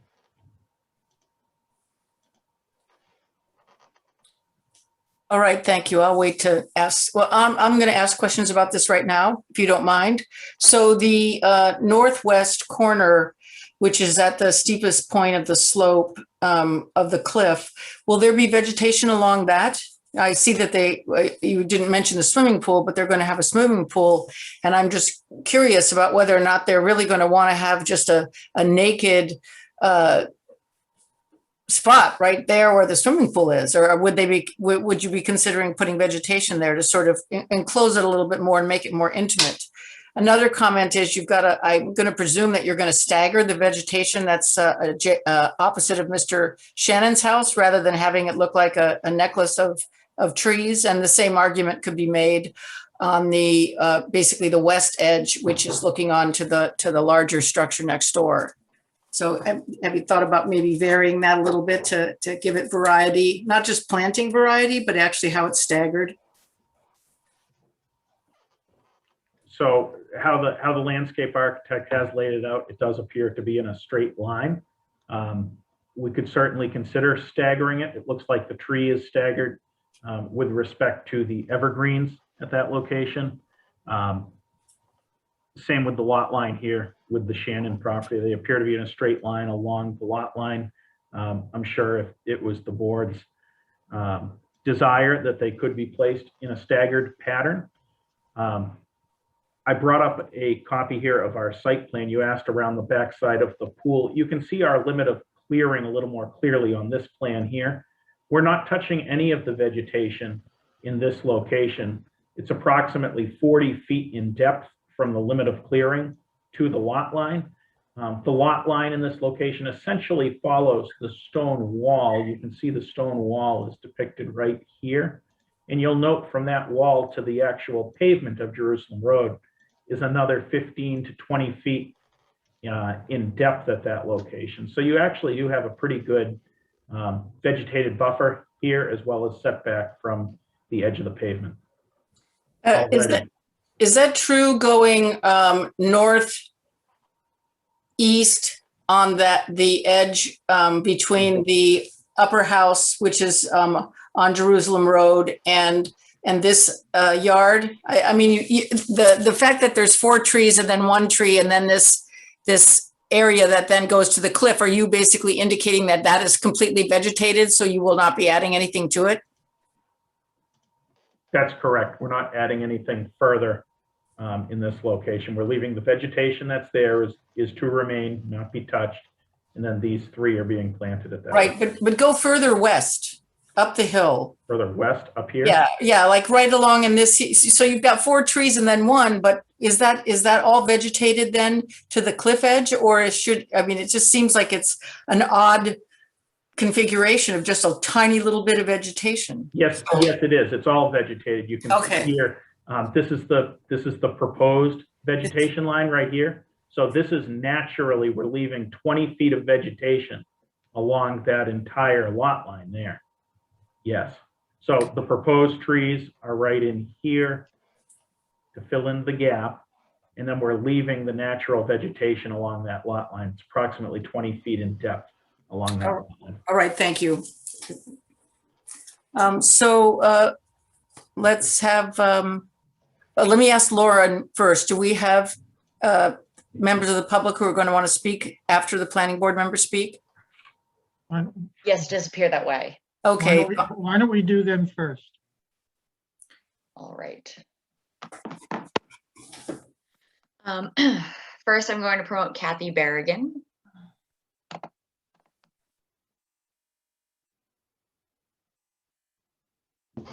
Kathy, if you could again, for the record, please state your name and address before you begin your comments, please. Yes, I'm Kathy Berrigan, and I'm at 646 Jerusalem Road, which is that large condominium building that abuts this west side that we're speaking about. And I just wanted to comment on this area, the line that abuts our property, and those 4 trees that are there that we were just speaking about.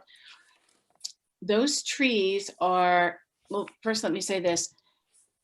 The open area between the cedar trees on the left side, which actually showed better on the other site plan, but they were their large cedar trees, which were to the left of those 4 small trees that are on the property line. So so you have those cedar trees, then you have those four trees, and then it shows on this plan that the tree line, if I'm reading it correctly, let me just zoom in a bit. As you go along, it looks like the tree line is that squiggly line, right? I don't know if you can, is right after the large trees, the 4 small trees, the large tree, and then the squiggly line. That's the tree line, correct? That you're speaking about? Correct. Right. Okay. So, so I live over here on the other side of the line there, and I can tell you that the space between the large cedar trees on the left of the screen to the left of those 4 trees and going down the property line is probably, I don't know, 50 feet. A lot. I mean, this tree line that you have there is not representative of what is there. It looks like, you've got these 4 trees there. The trees are, according to your plan, they're eastern white cedar, and they are 4 to 5 feet in height. They certainly would not fill in that gap between the large cedars on the left side and the tree line that's on the right side. I think that tree line is not correctly drawn, because I guarantee that there's not like 10 or 15 or 20 feet from one side to the other of those four trees. And therefore, 4 small trees there would not do anything to give any privacy or screening for both sides. And maybe you should come look at it again, and I'd be happy to show it to you what I'm talking about. But it's pretty obvious when you're standing up there and you look. Maybe from down below it looks like it's larger, but when you're actually standing up here on the line, looking down and you're walking it, which I have done from here to here, it's I don't know, 50 feet, maybe more. So I'm asking if you could please relook at that again, maybe go out and look at it, and then put some appropriate size trees to help with the screening and privacy for both parties. Please. All right, thank you. Thank you for your point. Thank you. Thank you. Next, we'll have Thomas Carroll of 1 Windy Hill.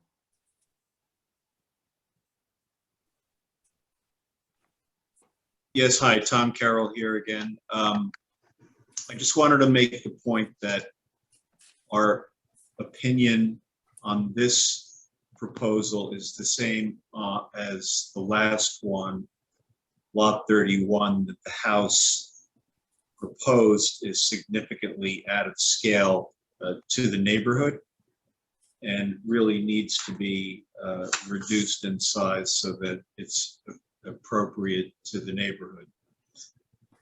The other question that I have for the applicant is on the left side of the plot plan is a row of trees on the left of the lot as you face uphill, which appears to be in an area where there is a very large outcropping of ledge that is over 5 feet high. And my question is, will that ledge be removed to put that line of trees there?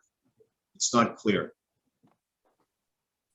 No, I believe the ledge, the tree line is to the left side of that ledge. The property line goes over quite a bit. So the ledge will be undisturbed? That's the plan, yes. Okay. That ledge outcropping is where the third bay of the garage was. So that ledge was originally scheduled to be removed to accommodate the third bay of the garage. We've since eliminated that third bay to minimize disrupting that portion of ledge there. Okay, thank you. That explains, I mean, there were some stakes up there which right. that it might be removed, but I think you've answered the question. Thank you. You're welcome. Thank you. Lauren, are there others? Yes, thank you. Next is Ann Brophy.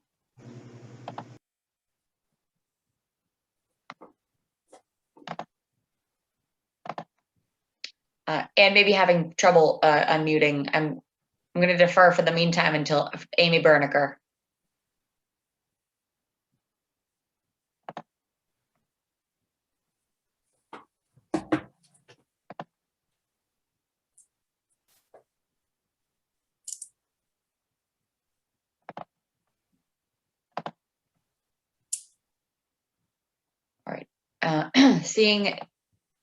Seeing no response from Amy and Ann, we have them both promoted here if they'd like to address the board. But without any further comment, I would turn it back to the chair.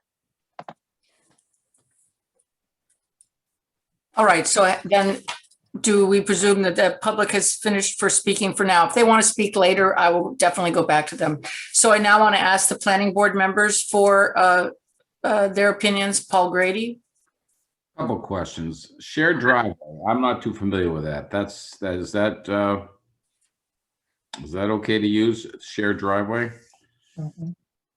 And a couple of the questions that I didn't hear because the pool wasn't mentioned. It was mentioned at the last meeting. How much are you planning to blast for that pool? And then I'm gonna move on to the foundation. How much ledge do you plan on blasting for that? Greg, do you have a number on that? I know a majority of the pool area is we're using fill from other parts of the land to push over there because the elevation's lower. Correct. So we are bringing fill in that location. We're estimating that in the deep end that there's potentially 20 to 40 yards of ledge for the pool, but just in the deep end area, not around the rest of it. That would have to be removed. Yes, that would have to be removed, and it would be used on site in the fill locations around the house, is where it would be relocated. Okay. Regarding the common driveway, Cohasset does allow common driveways, I believe all the way up to as many as, I believe it's either 9 or 11 houses. When you have a common driveway that services 2 houses, it's an approval without a planning board permit. If you go beyond 2 houses, it would require a special permit. So it is allowed in this scenario. Well, thank you for that information. In the foundation, the plans that I saw, that looks like the basement looks like a full walkout and almost looks like a floor in and of itself. So a lot of blasting going on there. Dig for that. That looks like a full floor. So I'm assuming it's going to be a walkout. So there's not that much blasting. Again, we're anticipating that for the basement here, again, there might be as much as 40 yards for the basement. That's because when you look at it, the basement level is at elevation 35.5, and you'll see that on the eastern side of the house, the existing ground surface is at elevation 34. At its deepest point on the western side of the house, the existing ground surface is 40. Again, we're bringing the basement down to 35.5, so there's about 4 feet of excavation to the basement level. We don't expect ledge to be within the top foot of the ground surface through there. There were no ledge outcrops within that footprint location. So potentially as much as 40 yards within the foundation. The garage is a slab on grade as well as the connector. And again, how much did you say would have to be removed for the pool? Just for my own. Up to 40 yards.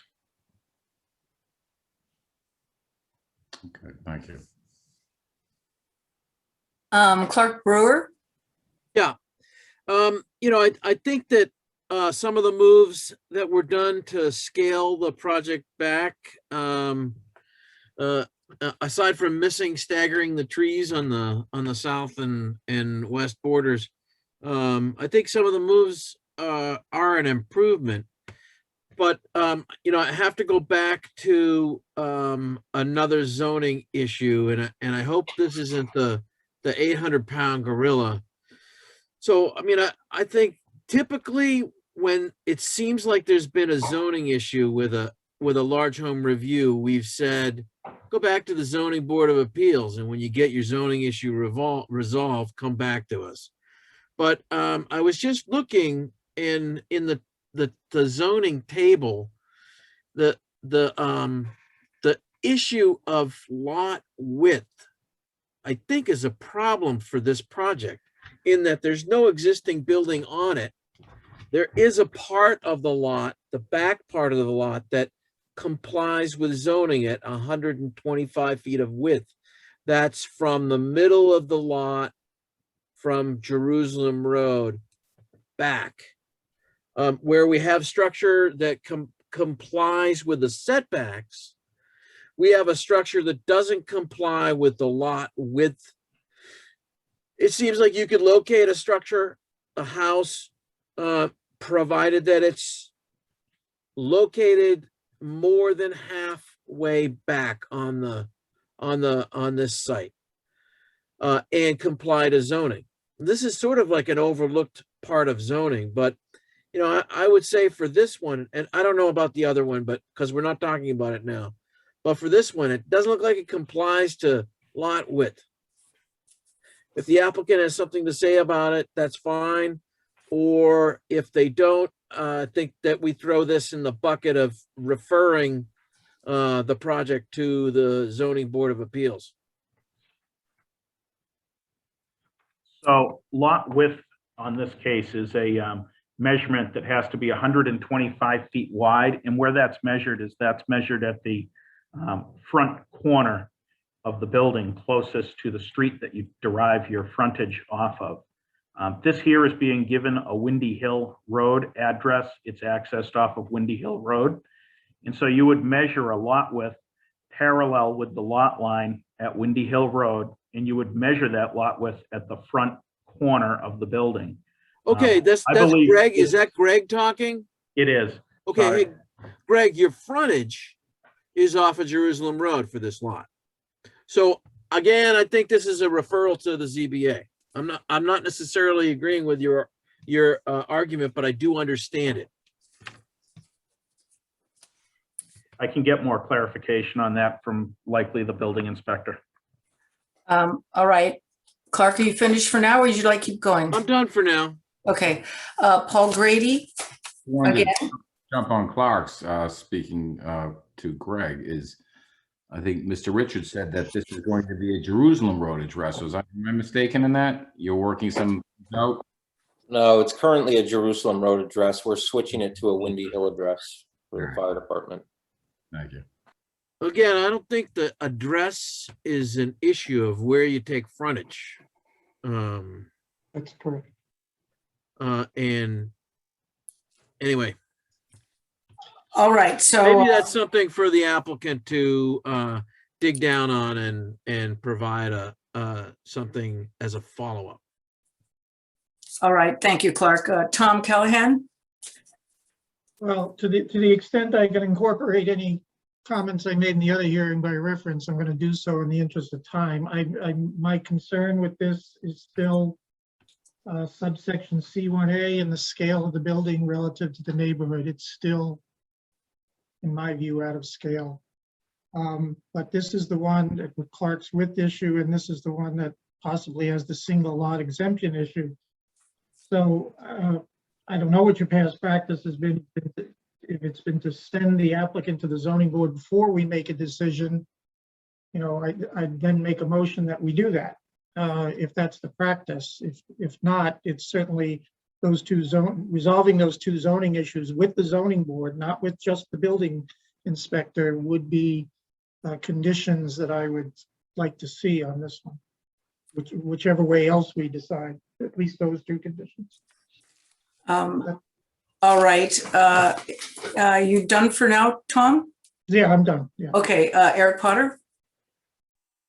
Nothing further to add. I think it's a great point by Clark that he brings up about the ZBA.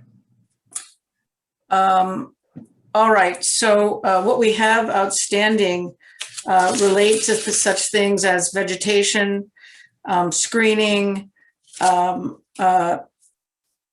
whether there was discussions about outcropping and what was going to happen to that, that there is a concern about the lot lines, and that there's a desire to refer this to the zoning board.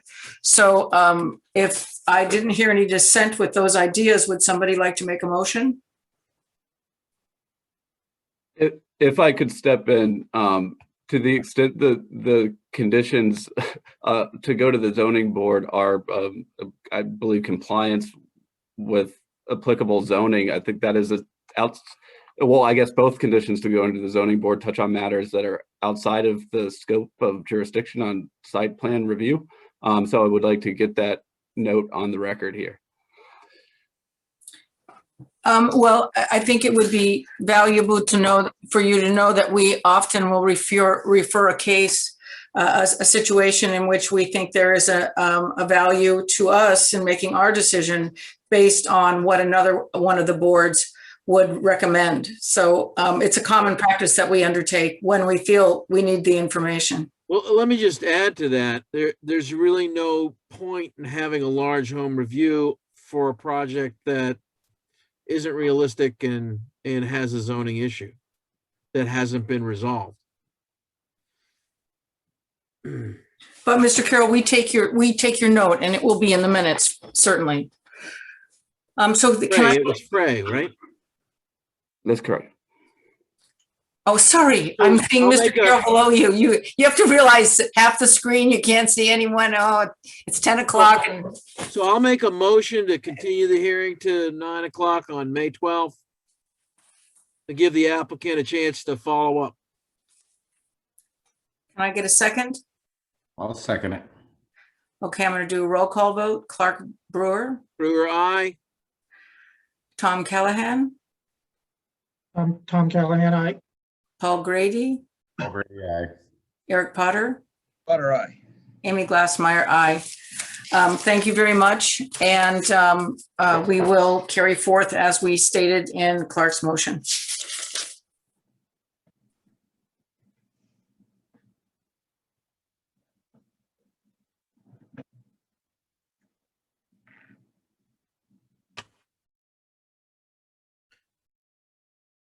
What else do we have?